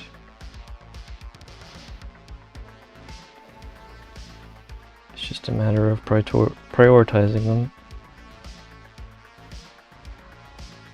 I feel like with good planning and manageable work chunks, you can really get to a lot of projects, and more than you even thought about, because I tell you from my own experience, I wouldn't think it's possible to do 2 visual development pages in a month, but because we plan them so well through Ko-Fi, we can do them. Yeah. And you've also done enough to where you can sort of measure how long something will take you to do. Mm-hmm. And knowing how much time you have and what you can do in that time frame is priceless.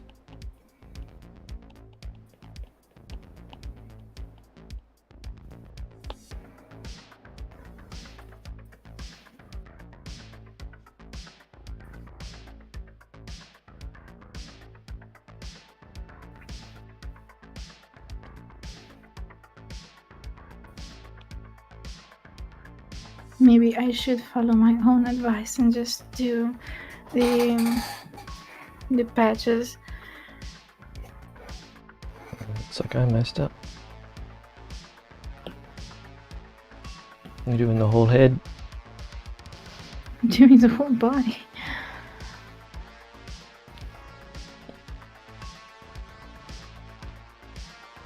Yeah, this is all the wrong stroke in here.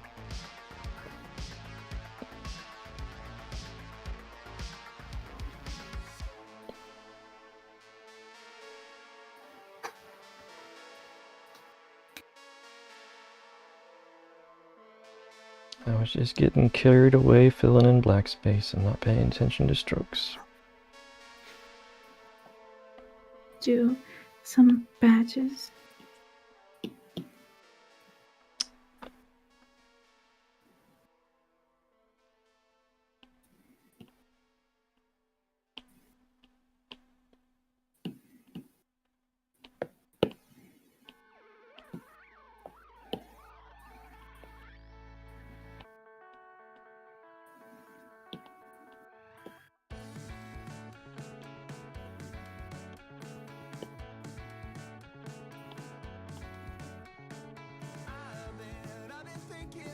I don't know why, but I really love moss.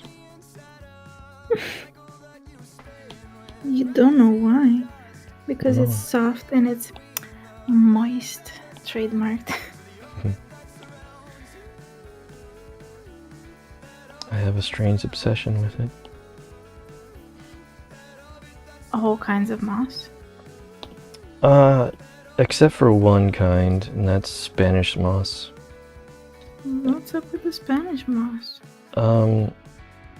It often has these little insects in it. They're called chiggers, and they get into your skin and make you itch. Yeah. And it just reminds me of mosquitoes and hot swamp. Of course, that's the most prolific kind of moss that we have here. Actually, it's not even a true moss. It's actually an air plant that's sort of been misnamed to Spanish moss. So there we go. That's why. It's not a real moss. It's wannabe moss. Mm-hmm.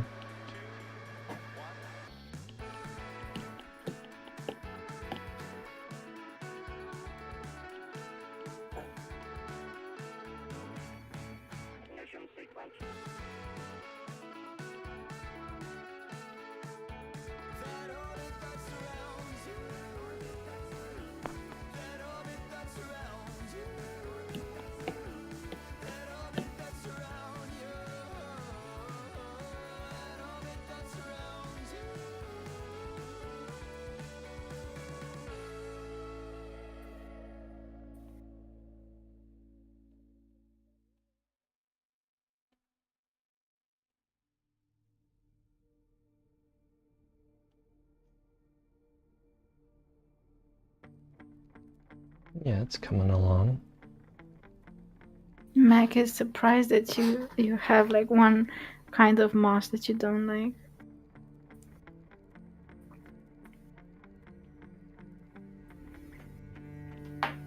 Yeah, I even like air plants, which is what that's supposed to be. But I don't like chiggers. So it's not necessarily the moss that you don't like, it's the what comes with it, like the promotional package. Yeah.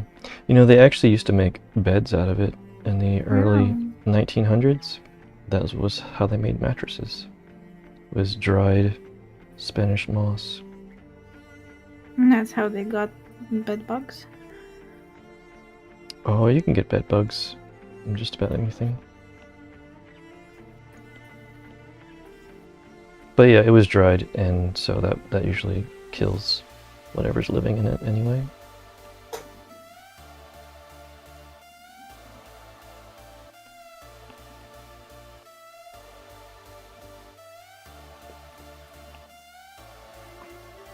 And do you have a favorite kind of moss? I don't know the name of it, but I know it when I see it.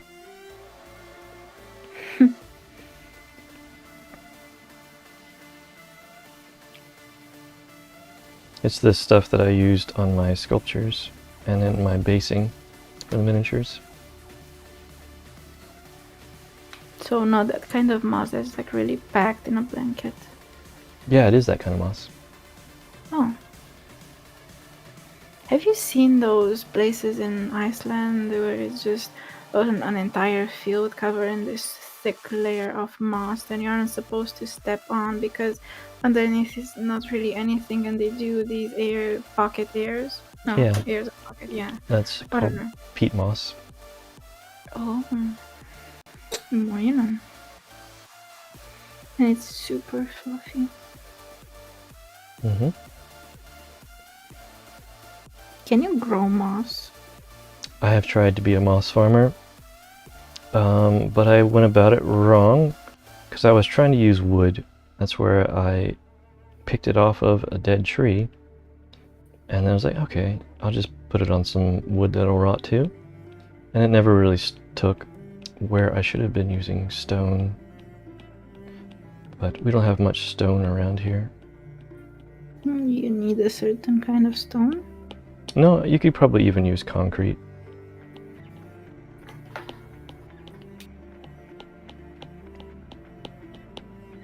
When you said that, I just remembered those plants that can thrive under any circumstances, like dandelions that go between concrete slabs, and then your house plants being like, pH of this water is changed. I think I'm gonna die. Yep.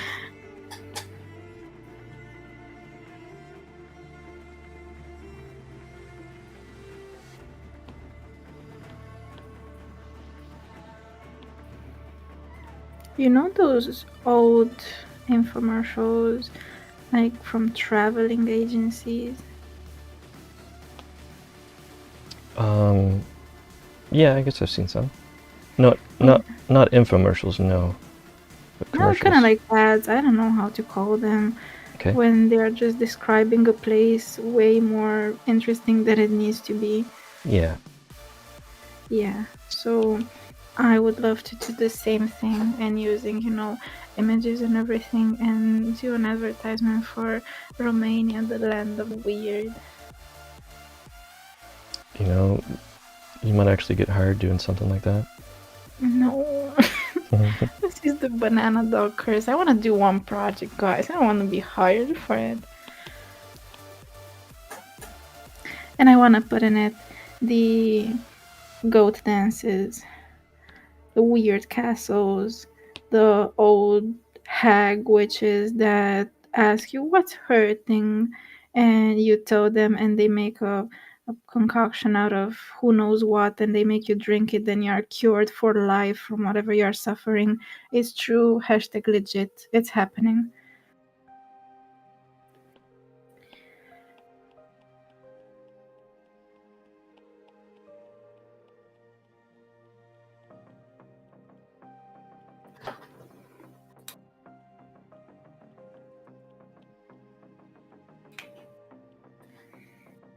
Yeah, you sold me on Romania when you sent me those pictures of those giant trees in the national park. Mm-hmm. So I think your travel ads would work.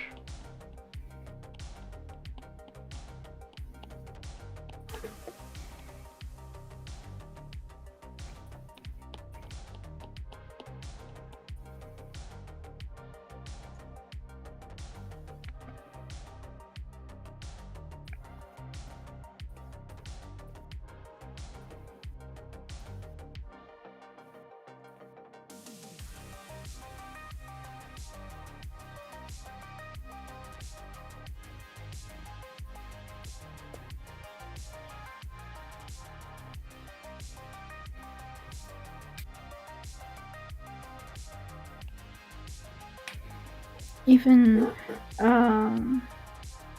travel for dating would work here, because I noticed something. For some reason, Romanian girls, for example, are really, I don't know, kind of bored by Romanian guys, and anything and everyone just from any kind of place seems more exotic than a Romanian guy.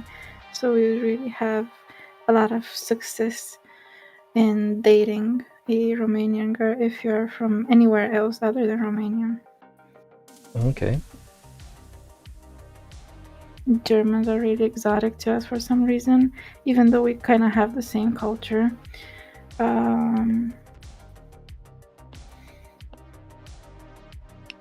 Ooh, my iPad is smoking.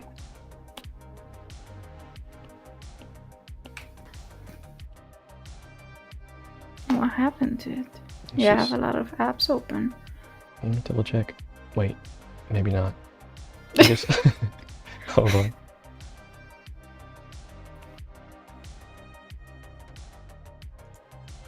That's yours. See, Foxy can confirm.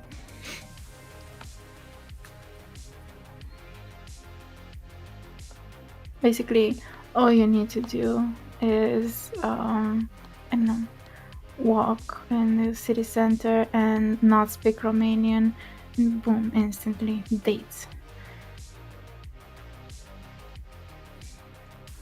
Here we go. Yeah, I did have a bunch of stuff open.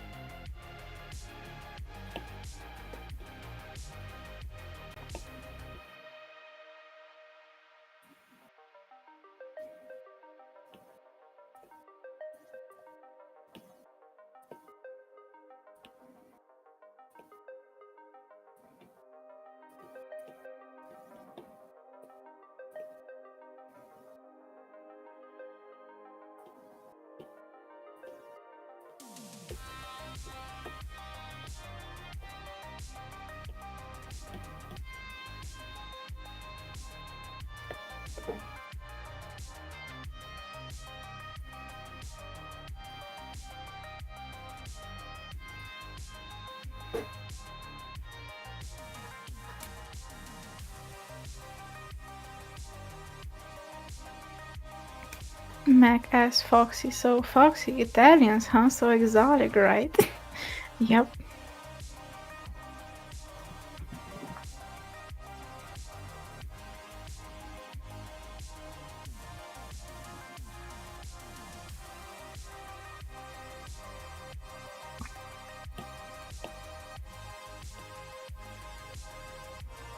Well, I'm from another dimension entirely. That must be my draw.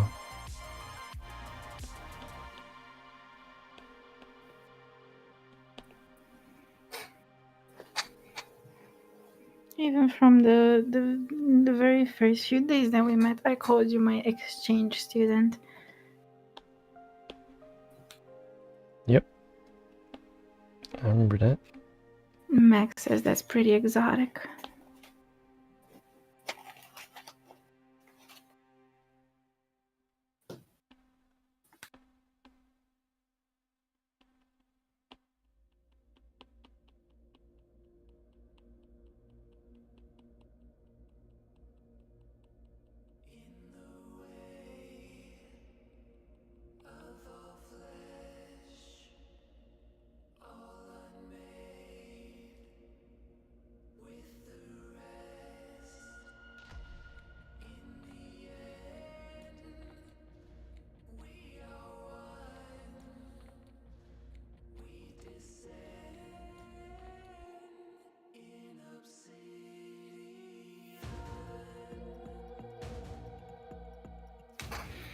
Can anybody raise extra dimensional druid going once?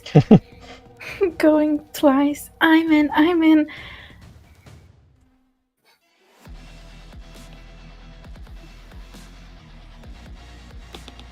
You put Wismar up for auction like that?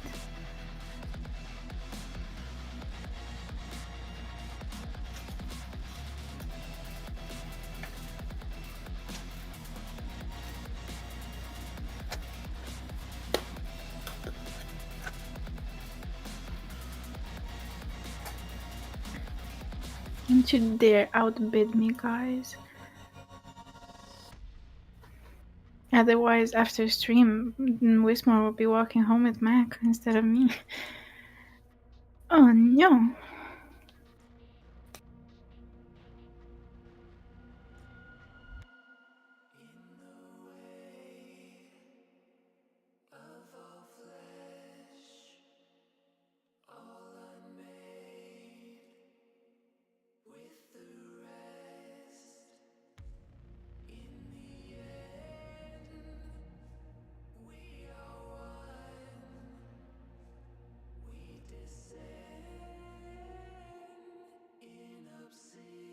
Walking, yeah, we got portals. Yep. No one is walking today. But we're not gonna have a raid. Oh, that's true. We can't do a raid. Everyone can glade raid in their own bedrooms. How about that?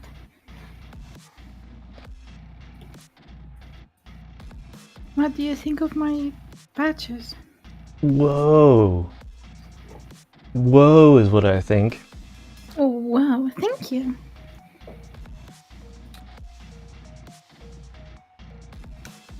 See, following my own advice is really good.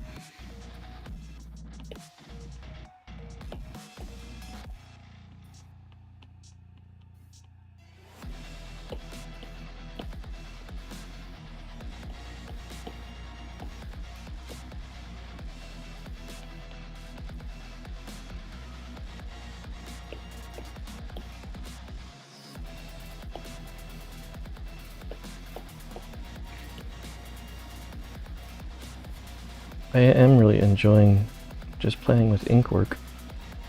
I haven't done that in a long time.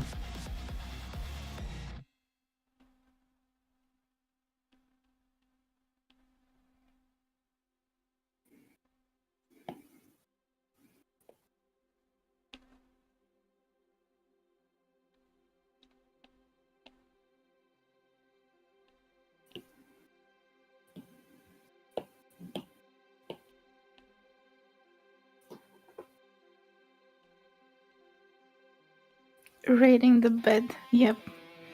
We're going to bed after this. Mac is sculpting a chest. Like the Treasure chest? Oh, I was going the other way. Yeah, the chest. I saw it on stream. I was about to have like collarbones and all.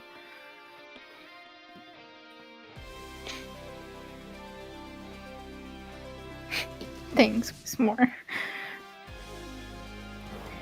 But what you're doing there, that was so good. I like the texture. Yeah, I was very impressed by the grinding stone posted to Discord. Looked like a professional game asset.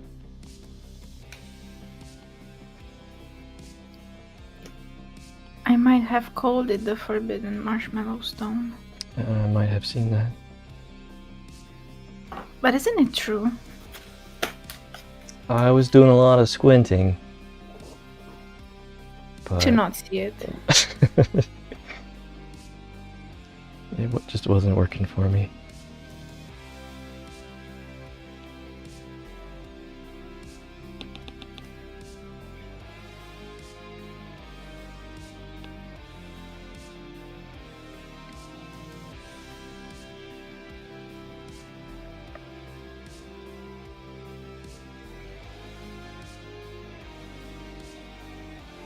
This is a pretty good swampy tree, I think.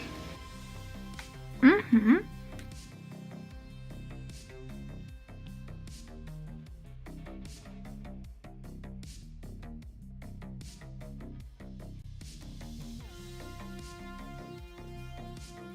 Nan says, I got your herbs. Noon got me. Yeah.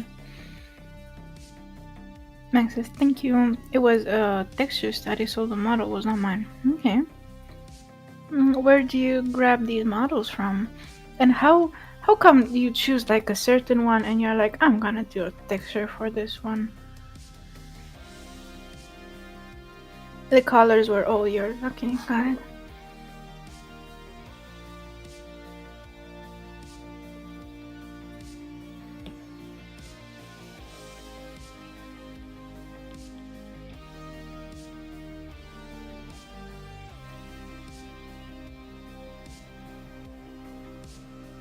Oh, you're working through a course. Okay.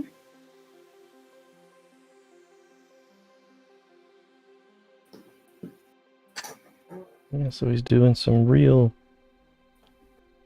studies.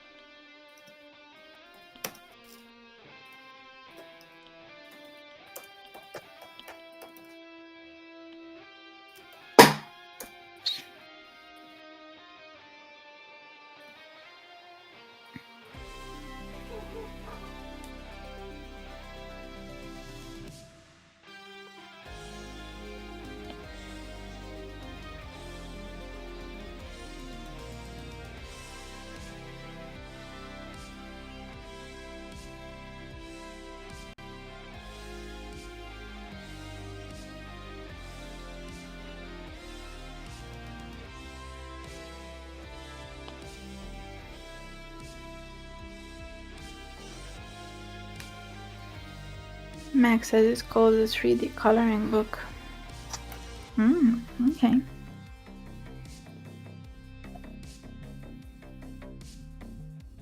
I am almost done with the Wistmore avatar, and the next step is to do him in 3D. So I'm looking forward to having the opportunity to do that.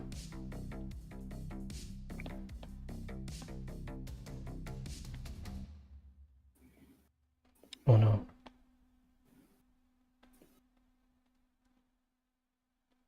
Covered up some work I didn't mean to cover up.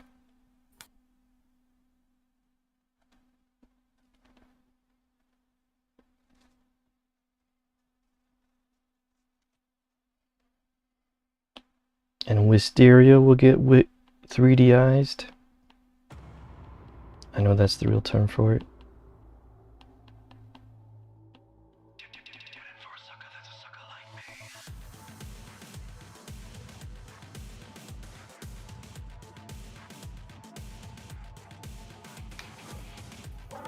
The instruction is a bit lacking in the earlier content at least, but it's useful.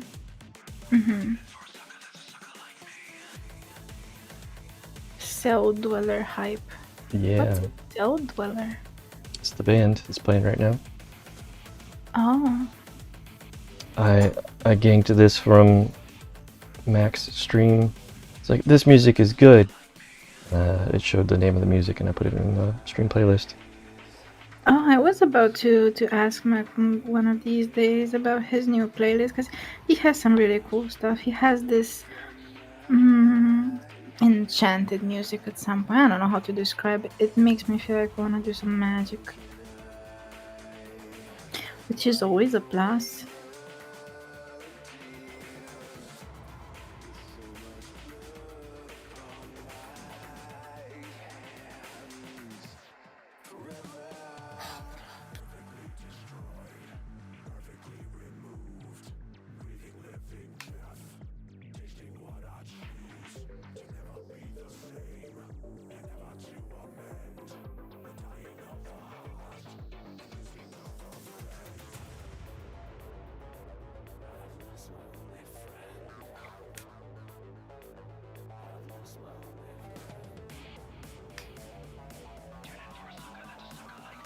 The messages that Mac leaves in chat. I don't know, for me they don't make sense because he says like epic, then 2 steps from hell. Oh wait, the day before, Northern Spirits on Spotify. Good playlist. I don't know what's happening. Yeah, those are all bands. Okay. With pretty epic names. If you would have an epic band name that would be Forest Druid inspired, what would it be? You know, I put a lot of thought into this because I want to do some music. And I came up with Whist. Wow.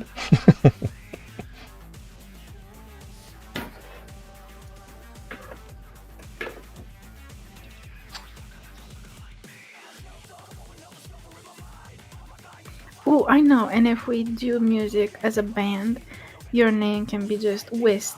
And you know how you spell eerie? I can just be Iria from Wisteria. Yeah?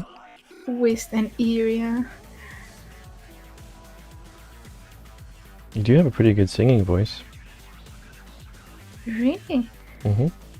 I wasn't singing at all. Did I sing? Yep, I remember a song.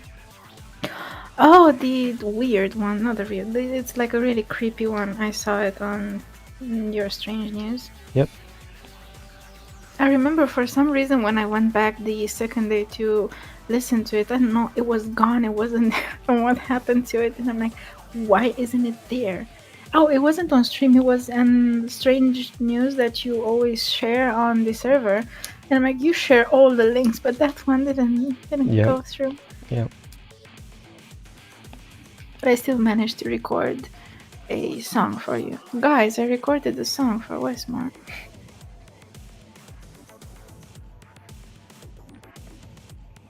Max says lots of thoughts, so deep. Yeah, you can take the last 5-6 messages and do a haiku from them.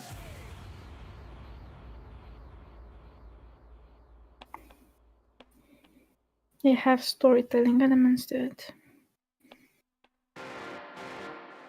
To the music, I think. Huh? There's storytelling elements to the music? Those bands? To Max chat. Oh, okay.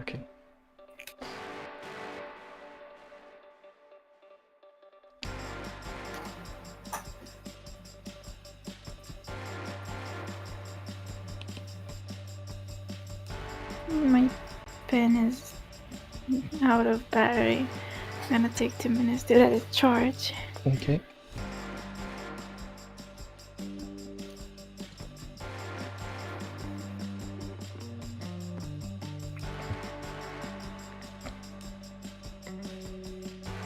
These lines do something weird on the screen. Max says he's responding in real time, but I have a delay. Listen, you have a delay.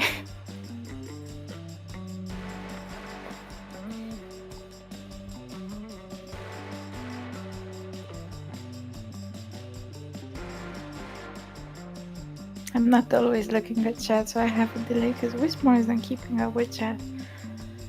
Yeah, that is the one problem with doing my reference on the computer. Because I have to click between the two.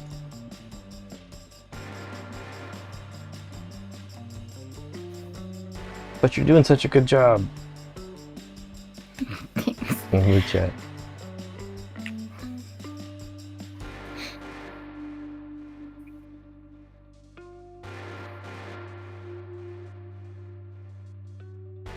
Oops, some research. Mac wrote in chat row FL. Rafflecopters. What's that? It means rolling on the floor laughing. Oh. And Rafflecopters was just like a Reddit thing like 10 years ago.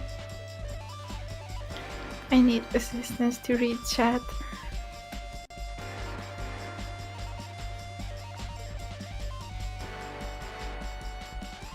I thought it was like a short version of Romania, Florida. When you don't know, then you don't know.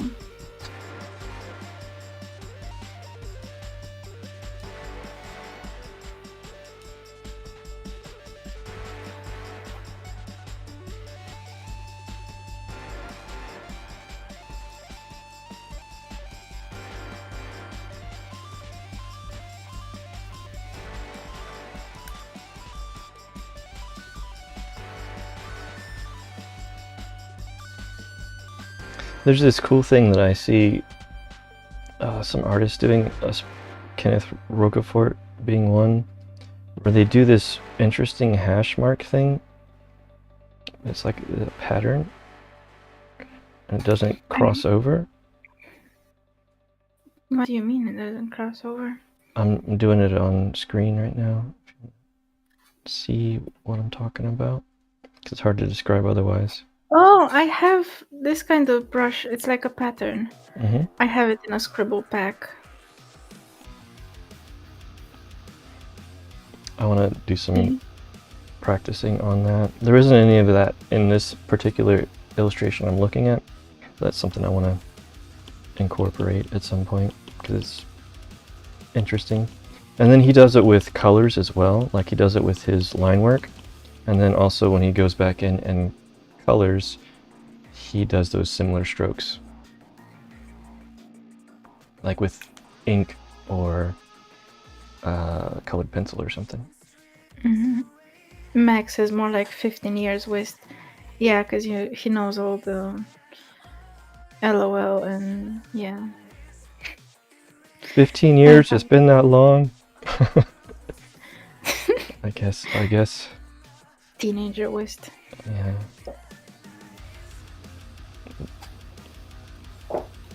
Oh, I'll work some of that in here. What was 15-year-old Wist like?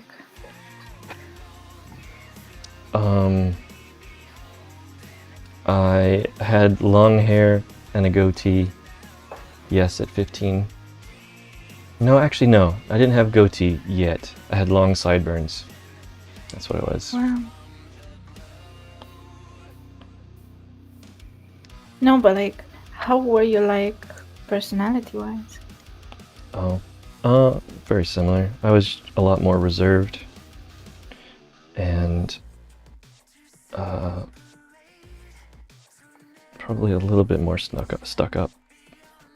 I didn't like to have any kind of small talk. It's just like, I'm out of here if somebody started doing small talk.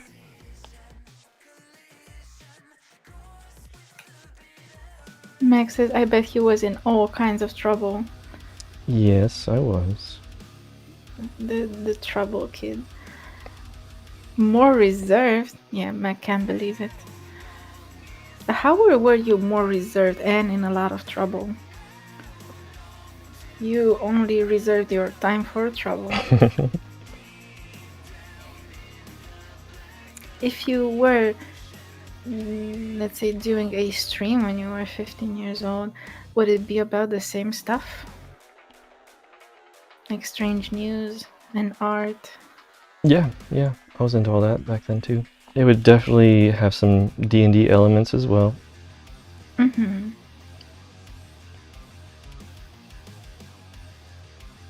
I'm trying to imagine your avatar as a teenager.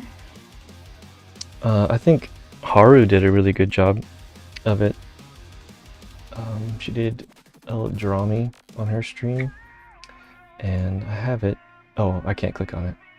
Yeah, it's fine. In, The other day, I saw. I was searching for something in our chat, and at some point you sent me a version of Wismore that didn't have the back hair thing. It just had the spikes. And not the braids or anything, and you look so young, but so young. You look like a 15-year-old. Yeah, I have a baby face.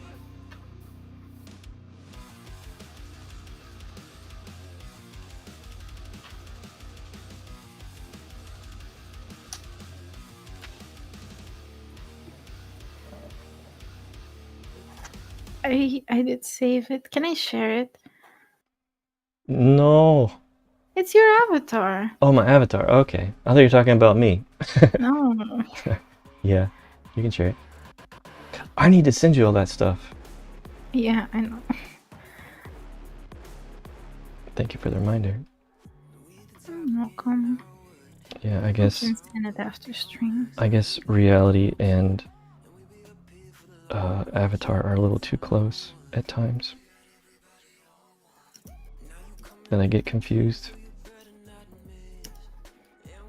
You said chibi whist, and I read that fast as chubby whist.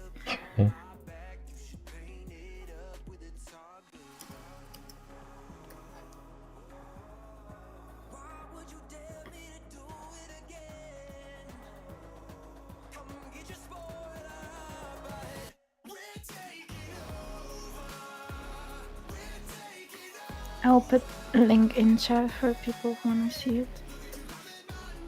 No. Long link. It's fine. I can delete it. It's fine. Wait.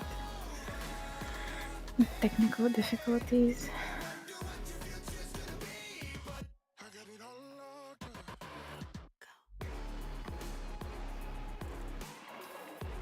There you go. Yeah, one thing I've been wanting to work on forever is a dryad in a tree, or even multiple dryads coming out of a tree. Out of or from a tree? From. Like on their branches? From the trunk itself. Mm. But I've been distracted by other stuff.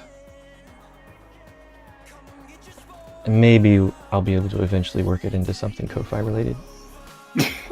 I don't know, I feel like Ko-Fi is the key to all our projects, because otherwise we aren't doing it. Yep.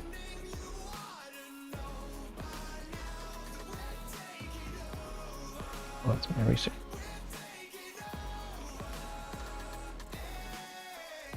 Actually, that's probably what I will do for the traditional piece we're going to do for the exhibit. Mm-hmm. So I finally get that out of my brain.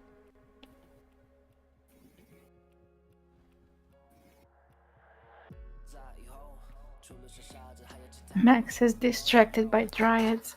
Are you, Wismore? Are you distracted by dryads? I am. They're very distracting. You don't leave you alone. Not even when you're gardening. They keep throwing acorns at you like crazy squirrels. Oh, I thought those were the squirrels. Nope.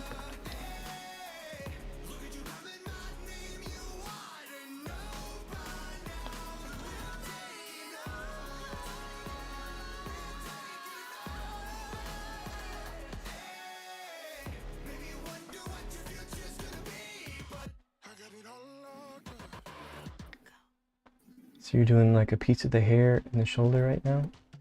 Mm-hmm. So all of those... Oh, you've got other boxes that are off screen. Okay. I see. I was just wondering what happened to your eyeball. Still there. Very cool. Yeah, so he's definitely using ink and brushes instead of ink pens. You mean Amano? Mm-hmm. Don't think so. I would rather say he is using for the liner like a pastel pencil. You can have soft pastels in pencil form. Oh. And it gives a really wispy outline. Do pastels react with water? No. Yeah, I haven't played with them much. Not all of them. Yeah, I have some. They are harder to sharpen. But they're really, really cool. I need to show them to you after stream. Okay.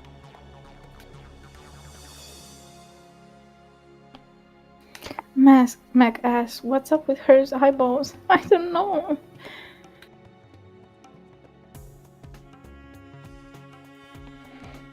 Where are your eyeballs? Deep in my head. Retractable eyeballs. Ouch, that sounds like it hurts.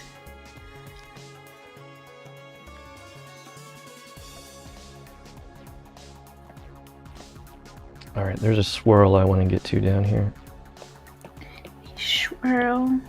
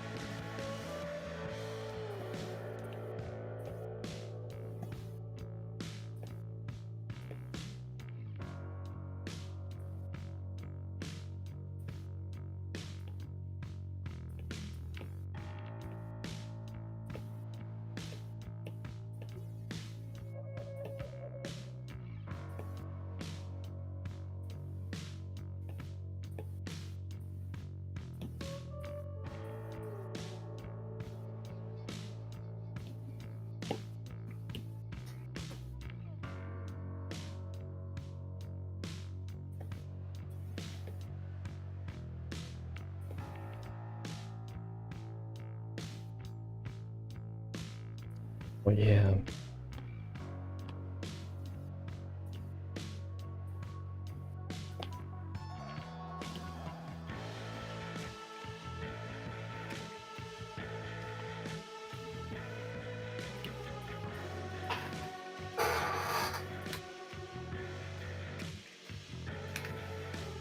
I started replacing the squares with my sketches of the actual artwork and it looks good.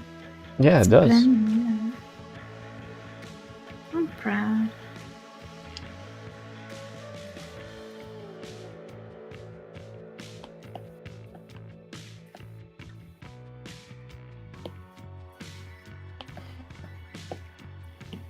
So have any of you guys out there read Dragonlance? We were talking a little bit about it during Art Hangout Monday. I haven't.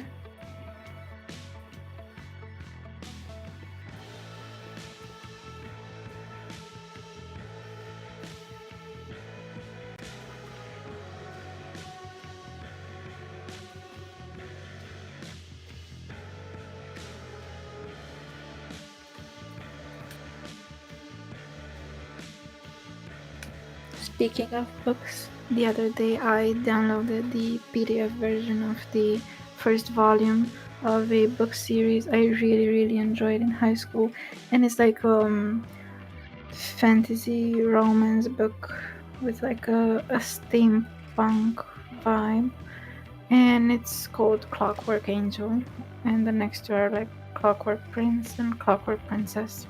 Oh. There's a comic book with very similar.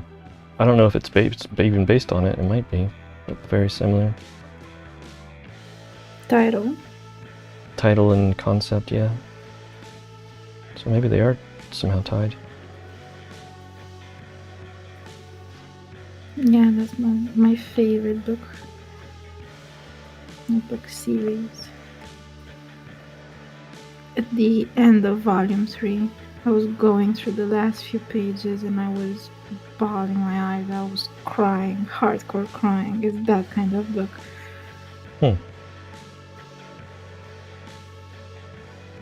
And I wouldn't get over it, like for weeks. Whenever I think about it, I'll start crying.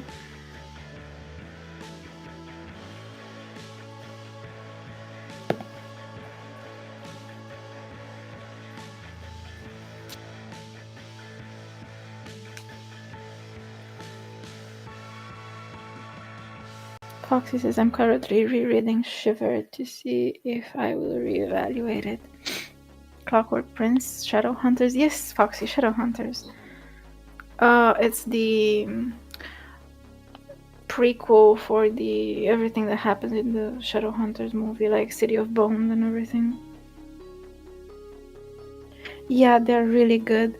So if you see like the Shadowhunters series with Jason Clary and the whole crew, there's a movie on Netflix. I hope it's still on Netflix. That was a good one. The series is complete trash based on the books and everything. The books are amazing, but they are quite long. But the prequel series, which is like the Clockwork series, the 3 books, those are amazing. There's so much action and drama packed in it, and fantasy too. They have tons of monsters. Monsters are awesome. Mm-hmm.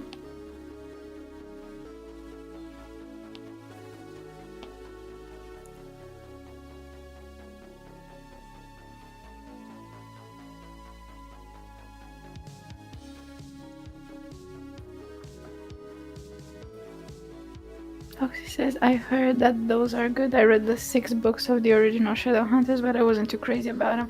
Yeah, well, it kind of like takes a bit of time for you to get into them, but I only, like, somehow I heard of them, like, when the entire series came to an end.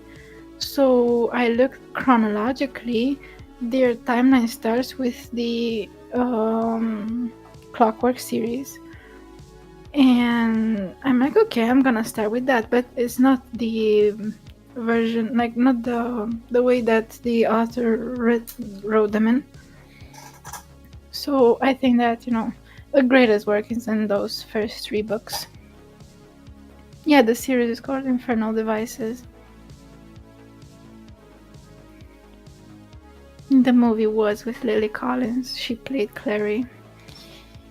Yes, I'm a fangirl for that movie. It has the same good vibe and just, I don't know. I don't want to say aesthetic of Twilight, because some people might come for me, but it's like the good old version of when movies used to be good but not cringe, but not really, with like a huge budget production thingy, but still good. I had good effects before people actually cared about effects.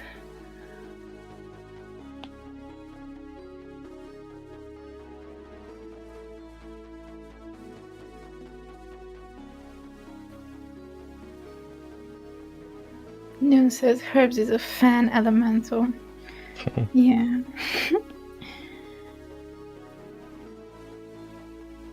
I'm currently rereading Twilight and I actually like it. Yeah. It's interesting to go back to series or books that you used to like or you used to even dislike, to see how they hold up to time, how you view them from a different age.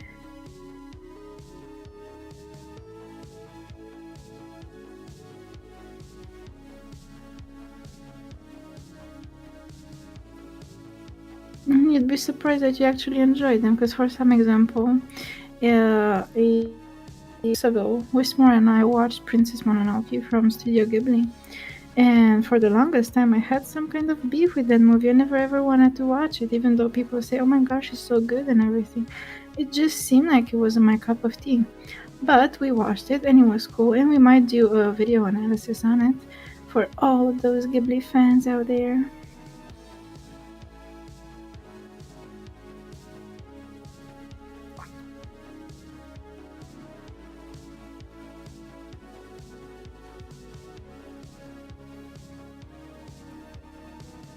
I read it when I was a teenager. It's funny because I tried reading it again once with my brother, but I didn't have the same effect. But now that I'm reading it again alone, I'm appreciating it. Which book? The Twilight series. Oh, okay. Did you read it?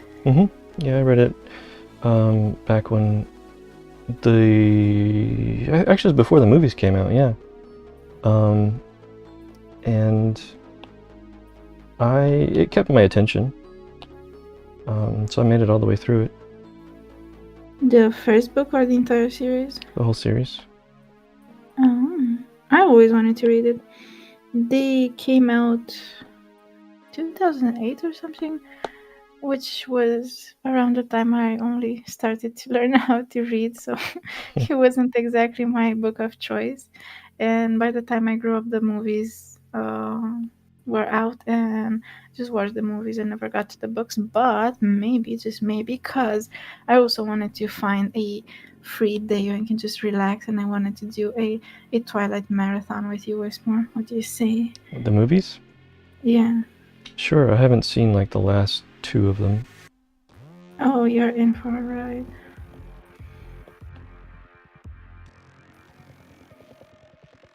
I truly envy you. I mean, like, I saw the movies so long ago, and I don't know, I liked them when I was little, but I truly wish to see them again from the perspective of someone who hasn't seen them. I want that feeling of, wow, this is new.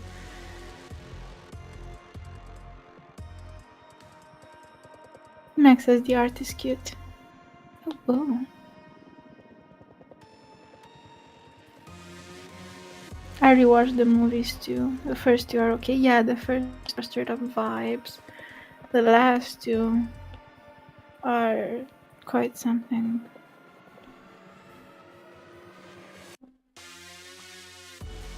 Maybe that's why I didn't see them, because I didn't hear good reviews. Foxy says they're trash.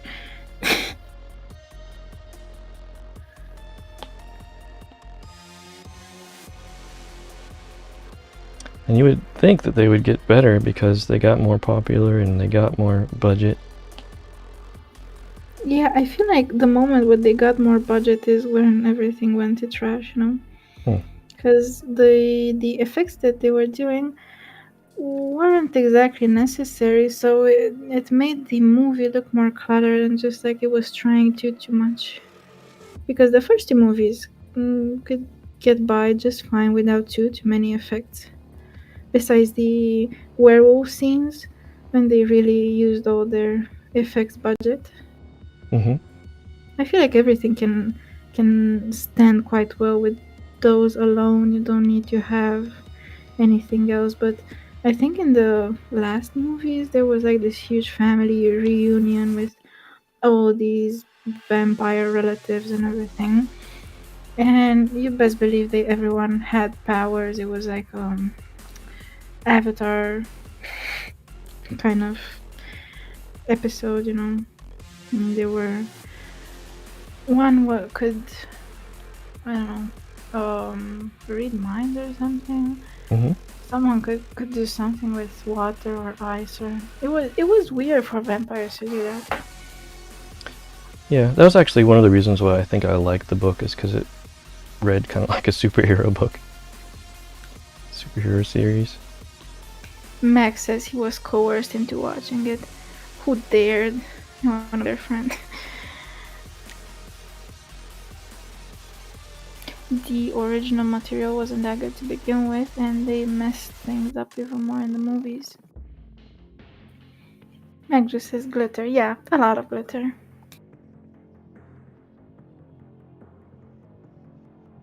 Woo. I feel like the entire vampire population hasn't recovered yet from the whole glitter thing that the Twilight movie did. Dracula's traumatized. Yeah, I mean, his PR team is just in shambles after that.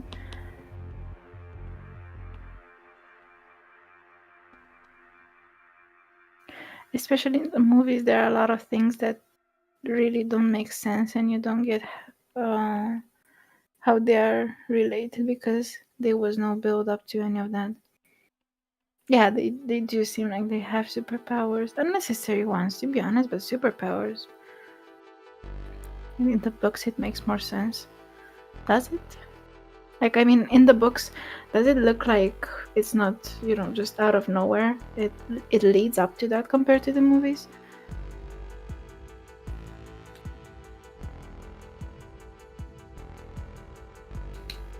What do you think, Wismar? It surprised you that they have superpowers? Yeah, I thought it was an interesting take. Hmm. And I like superhero stuff, so that's why I think I stuck around with the books.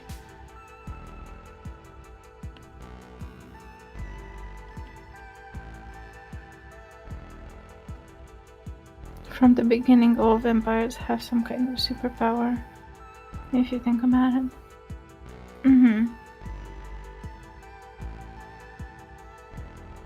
Well, I know that Alice had this thing of seeing into the future, and Jasper had this super strength that he wasn't able to control, which wasn't really a superpower. It was from the fact that he was like a new vampire. I want to say a teenager vampire. But what did Edward have besides the glitter? Did he have anything fancy? He did. I can't remember what it is though. Foxy, help us out.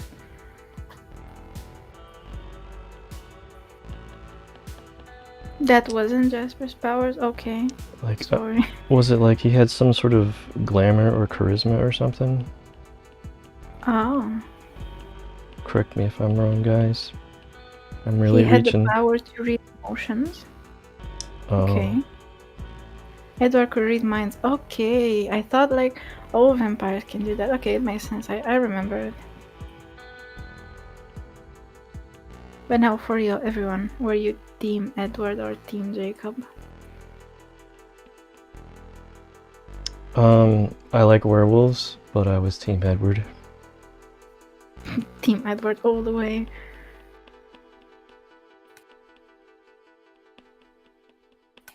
Foxy says it's so weird to be here talking about Twilight. We are in the Twilight Zone.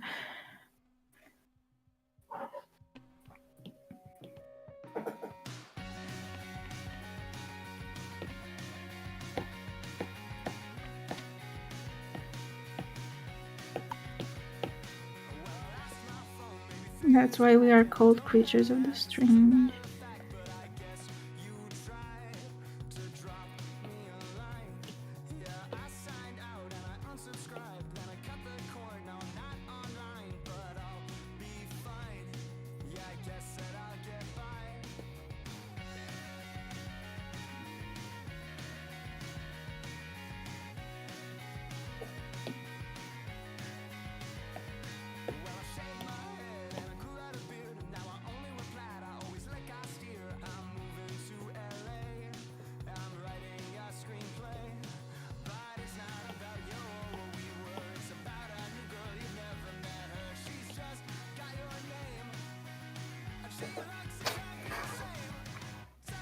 Foxy was Team Edward too.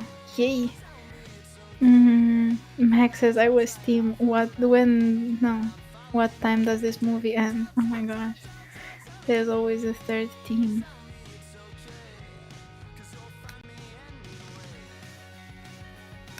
Wist, if you like werewolves, you should read Shiver. Okay. I've seen it in my Amazon recommends.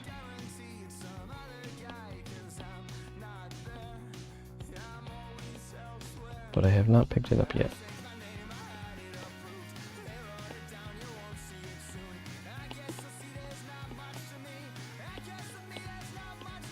Hey Mac, from all the Twilight series, I think you'd really enjoy the credits.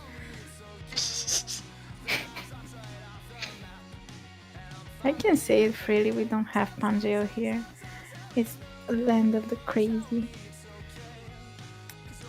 The worst we can do is kick you through the portal. Oh no.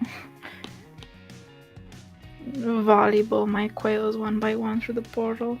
And they go pew pew pew all the way. Pew pew pew! Yeah. Honestly, some parts of the movie book are hilarious, speaking about the first one, because I'm reading that now. I have to say, it doesn't even come close to some very trash I read. What is some trash that you read?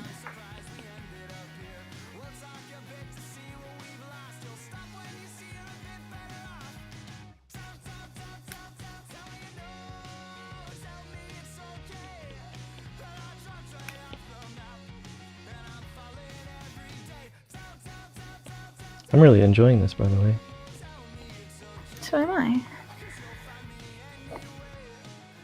But I would like to change the canvas just because I kind of run out of things to draw.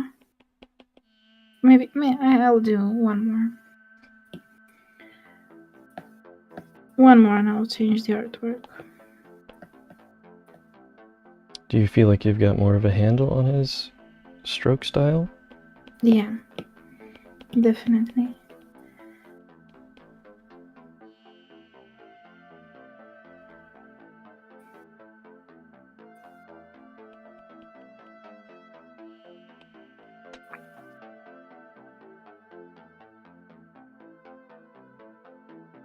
Young adult books because they're all ripoffs. So of course the original is at least better. I feel like when it comes to young adult series or just like standalone books, the more niche authors can surprise you. They can be really good. I read something, it was like a high school recommendation thing. It was the only thing that I read from the list of books that they give you in high school to study for exams and everything. I nailed those exams without even going through the really traumatizing #Romanian books. Neon says I'm gonna go and explore the magical place called Bed. Have a fun stream, everyone. Thank you for being here, Neon, and take care in the magical place between pillows. Yes, enjoy. Catch you later. Thank you for joining us. I was talking about books. We have a Romanian author. He's also a philosopher, and he lived in India for quite a while, and he traveled around a lot during the communist period, and he wrote a book which is like a romance novel, and it's not fantasy or anything, but it shows that kind of romance that you don't see in books nowadays. And the book is called Maitrei, and you can find it both in English and in Romanian, and it was extremely banned during the communist period here, so you wouldn't be able to buy it, you have it, you own it, you read it, because it was too progressive for what the Communist Party wanted for its people.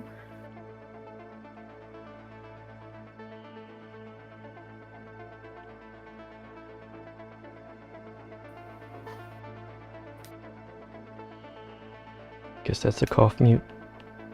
Yes. And I can write the author and the book in chat. Maybe someone wants to check it out.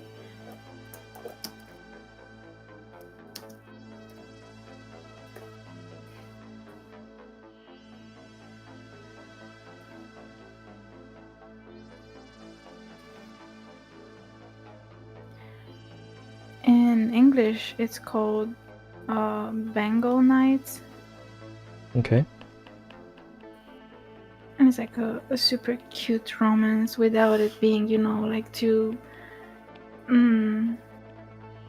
too sweet or anything. And it has quite a lot of build up until the main characters get together and everything. And it's like a forbidden kind of love.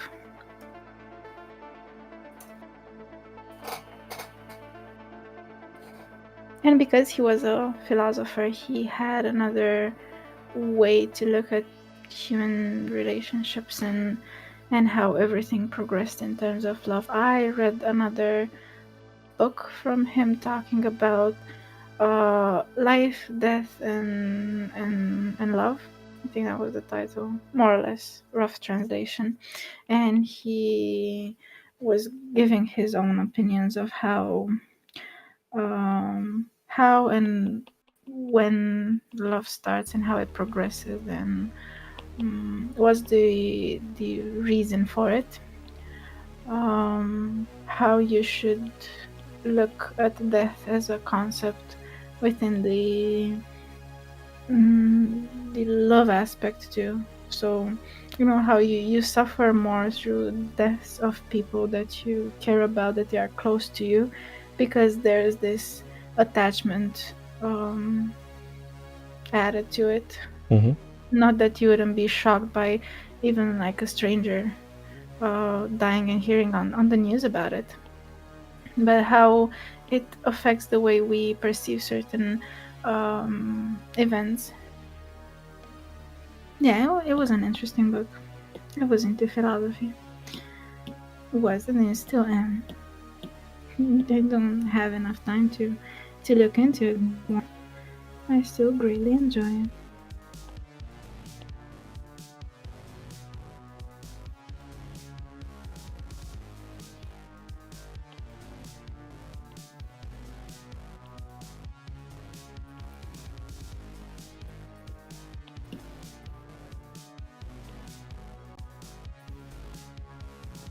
Our most strict teacher that we had in high school was the philosophy teacher, and she was also teaching logical critical thinking.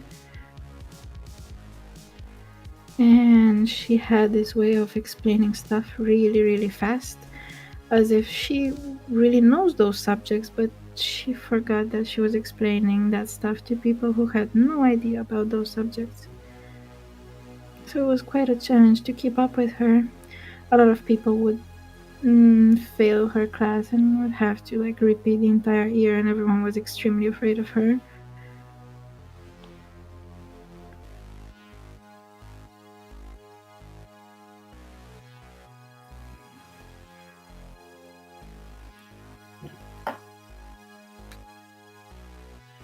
So they had to take philosophy in high school? Yeah, everyone had to. It was mandatory.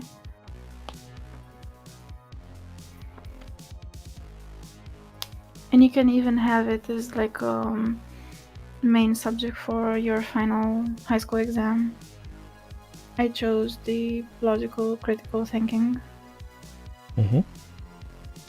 Because if you go with philosophy for our exams, it's a written exam and you have to write a lot and you only have 4 hours, and you would have to write at least 8 to 10 pages to even get a passing grade. 8 to 10 pages? Yeah.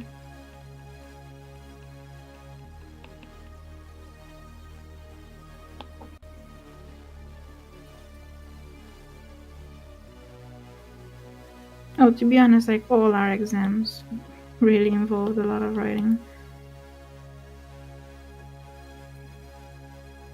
Even for our literature exam, I think I wrote like 7 pages.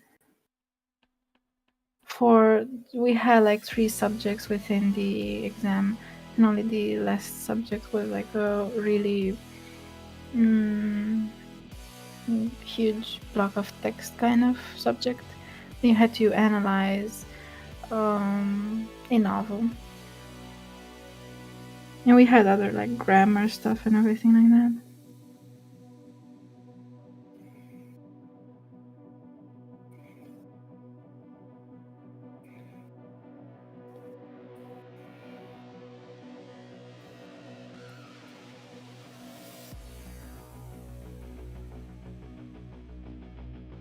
But something I really liked about the philosophy class, which I want to look more into, is to kind of go again through all those philosophy studies and stories that she taught us, because I learned them in Romanian, and the pronunciation of characters and everything, it sounds just a tad strange for me in English, so I tend to not recognize them at first, but when you get to tell me the story, I'm like, yeah, I know that story.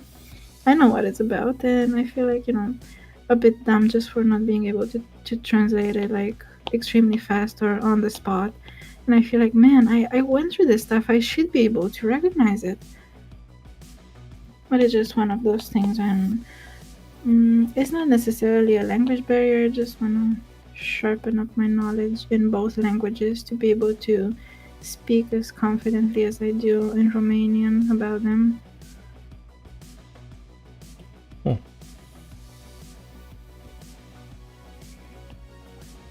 We really looked into Greek too and their thought patterns and everything.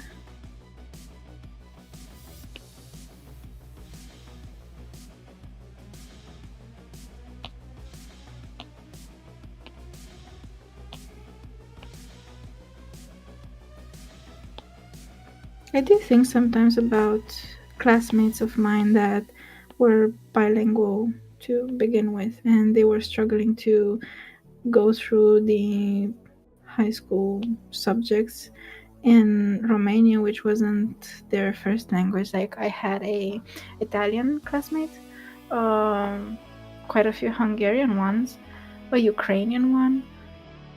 So a bunch of them, you would see their grammar wasn't on point, therefore their grades in general wouldn't be really there, because they would know the subjects themselves, but the way they were expressing their knowledge wasn't exactly on point. So I'm just thinking that, getting an education in both languages, that's like your first language, and a second language, or even a third.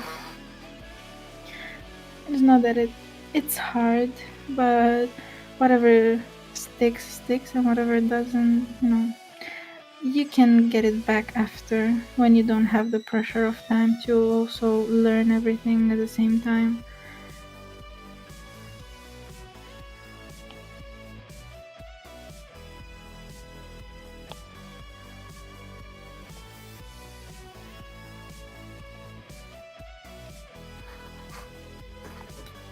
Okay. I think I've drawn my tree. Oh, that's so cool. I want to zoom in. Wait.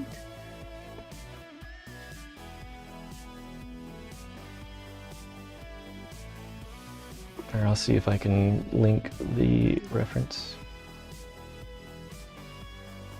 I like your lines and the hatching that you do. Yeah, it was a lot of fun. I switched some things up from the original. Here is the image. From like thousands of drawings, I can look at them and I can pick whichever one you did, because I recognize your line art and your style of sketching. But with this, when you're trying to replicate another style of sketching, it's so strange to see that you made it, because it wraps my brain like a pretzel. Yeah, what if I stick with But it looks this? so good. Yeah, but I mean, like, if you want, you can. Mhm. But it's good. It's different in a way that, I think if you do this enough, it gets you to change your style overall. Yeah. I'm gonna do some Kenneth Roquefort next. Not today, but next time I do a style study. Do you want your style to change towards Frank Frazetta? Well, I don't think I'll be using his ink work for style. That's just something that's kind of always fascinated me.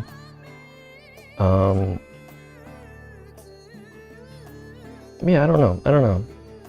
It's just something I wanted to do. I don't know how I'm going to use it.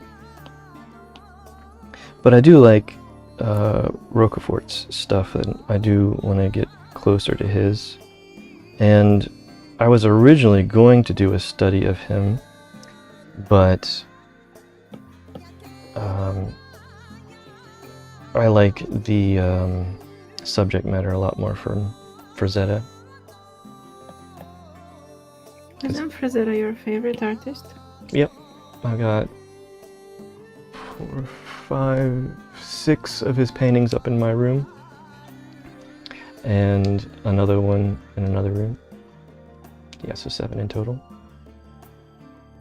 But what about Amano? I like him a lot too. I used to have a Amano poster in university. It was always up on my wall. Mm. It was the Sandman one. Let me see if I can You find like posters more than art prints, like the framed ones? it. It really, you can't tell the difference until you get close to it. So No, but I mean, like, because they are bigger and everything. yeah, I do like the big stuff. But the ones I have in my room are smaller. There's one that I bought directly from the Frazetta official website, run by his daughters. Mm-hmm. That's like one of my favorites of his. It's this Trojan hero, kind of like Atlantis though. I think it's actually called Atlantis. And it's like this statue in a wasteland and a volcano in the background. And, but yeah, so that one's a bit larger than the other ones. All of my other ones are actually from really old calendars, like art calendars. Mm-hmm. Like, even before I was born, so it's really old. But yeah. But how does it compare the one that you bought from the Frank Frazetta official website to any other art prints? How is it so special? Well, it's definitely better than a poster, because like when you look at Okay. a poster, you can kind of see the circles that make up the colors and everything. But this has like consistent coloring that's connects. And it's on the same level as the calendar prints. It's just bigger.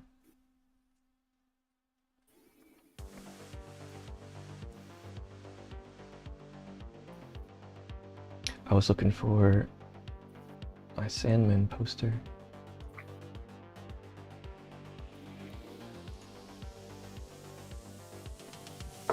So I did 4 patches.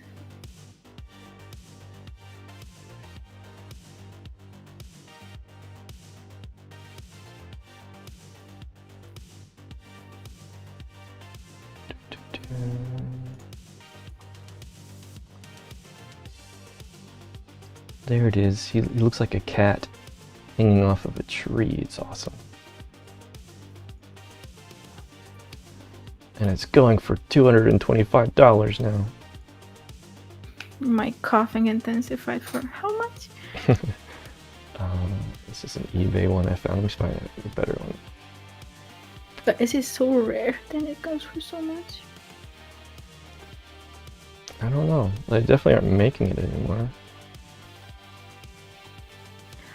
What happened to the one that you had? I lost a lot of stuff in a flood from a busted pipe. Hmm. Like another poster that you had of Lord of the Rings? Yep.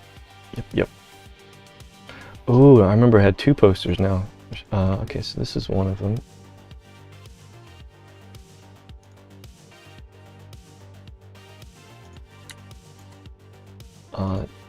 Is it going to show the image? You think we would make at some point some exclusive posters? Yeah, I was thinking about doing Phelan as a poster. Rather than sharing the link, it's probably easier just to bring it up on screen. Wait. After you do that, can we have a campfire? Yeah. I gotta fix something.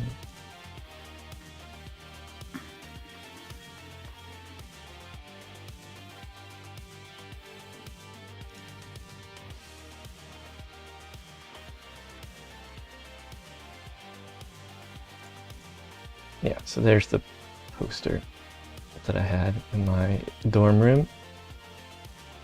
And I had 2 of them. The other one was this one. It doesn't load, so just use this search page. This one here is really... There we go. Not so pixelated.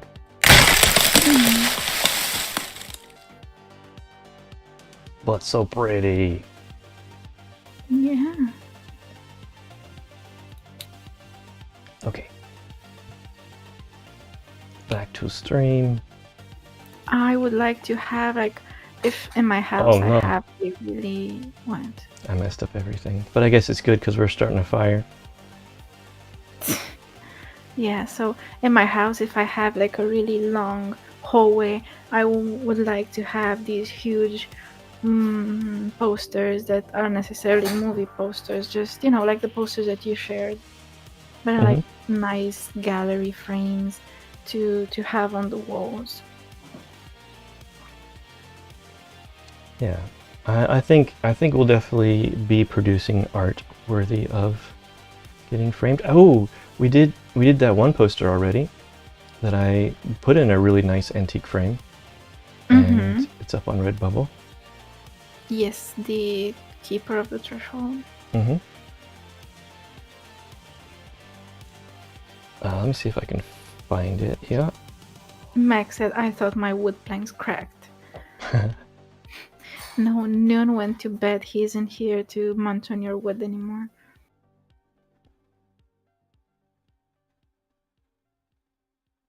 Did you know that the Fox Boy sometimes sneaks on Max's ship and messes up with stuff? No, I didn't know that. Yeah. Mischievous Fox Boy. There we go. That's the poster.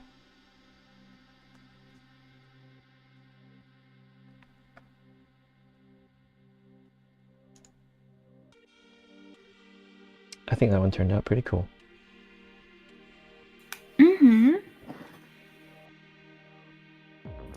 Do you think that the traditional artwork that we're gonna do for the gallery, we can scan it with the iPad and do an official print? Like to have it on Redbubble. Which one? Besides the visual development pages that we're gonna do for the gallery, you said Oh, that the traditional one. Yeah, the traditional pieces. Yeah, I definitely think we could. And I think the iPad does have a good enough camera that it would be maybe even better than the scanner I have. Yeah, guys, if you'd like to do scans of art or of documents, you don't even need a scanner. If you have the iPad, you can go into the Notes app, I think, and up in the corner you can scan a document. You can definitely scan art, and no matter how your hand is shaking, everything, it can pick up the grain of the paper and everything. If you use like watercolor paper, it's super handy. You know, I think I'm gonna look for some sort of 3D file to print a frame for the iPad.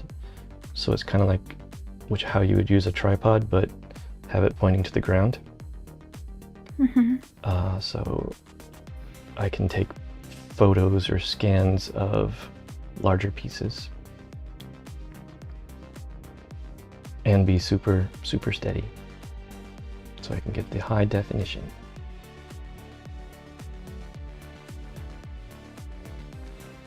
Max says, oh, okay. If anyone needs help with getting perfect scans with the iPad, hit me up. I can help you. Well, this turned into a really fun stream, even though we had to pack it up and move it somewhere else. Kind of like a picnic. This is our picnic stream. Wow. And it ends... And we even have fluorescent salad for picnic. A fluorescent salad, and then it ends in a campfire. Yes. Max says, I posted my work from the stream in art. Okay, we're gonna check it out. I wanna comment on it. Yeah, I can pull it up on stream real quick here.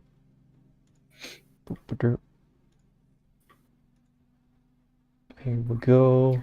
Ooh, this looks cool. Is this a model that Mac did? What? Is that what we're talking about? No, he did sculpting. Yeah, okay, so he sculpted this. Very cool. Yeah, it looks like good game art. So you did the metal. You know what it looks like? Recently, I've been looking at these copper bracelets that I want to buy, and some of them are just like bands of copper that with like a hammer, you get to hammer in this design that just looks like it has bumps in it, and it will thin out the copper, and it looks a bit fancy, and it catches the different angles, and it's not super even, but this is like a certain aesthetic, and I really like it. Yeah, I think the hammered look makes it look more rustic. Of somewhere, rather than just a 3D model of something. It actually gives it a place. Context of the world around it. You did such a good job, Mac. And thank you again for everybody who joined us. There won't be a stream Thursday. I have an appointment that conflicts. So we'll see. We'll see when the next stream is. And I'm glad we got in one today. The quails are getting a checkup on Thursday. We need to check up on their floof to make sure they don't vessel any aphids. Yeah, make sure none of my plants have aphids either. Yeah. Alright, but yes, I guess until we meet again, we'll see you out in the wild.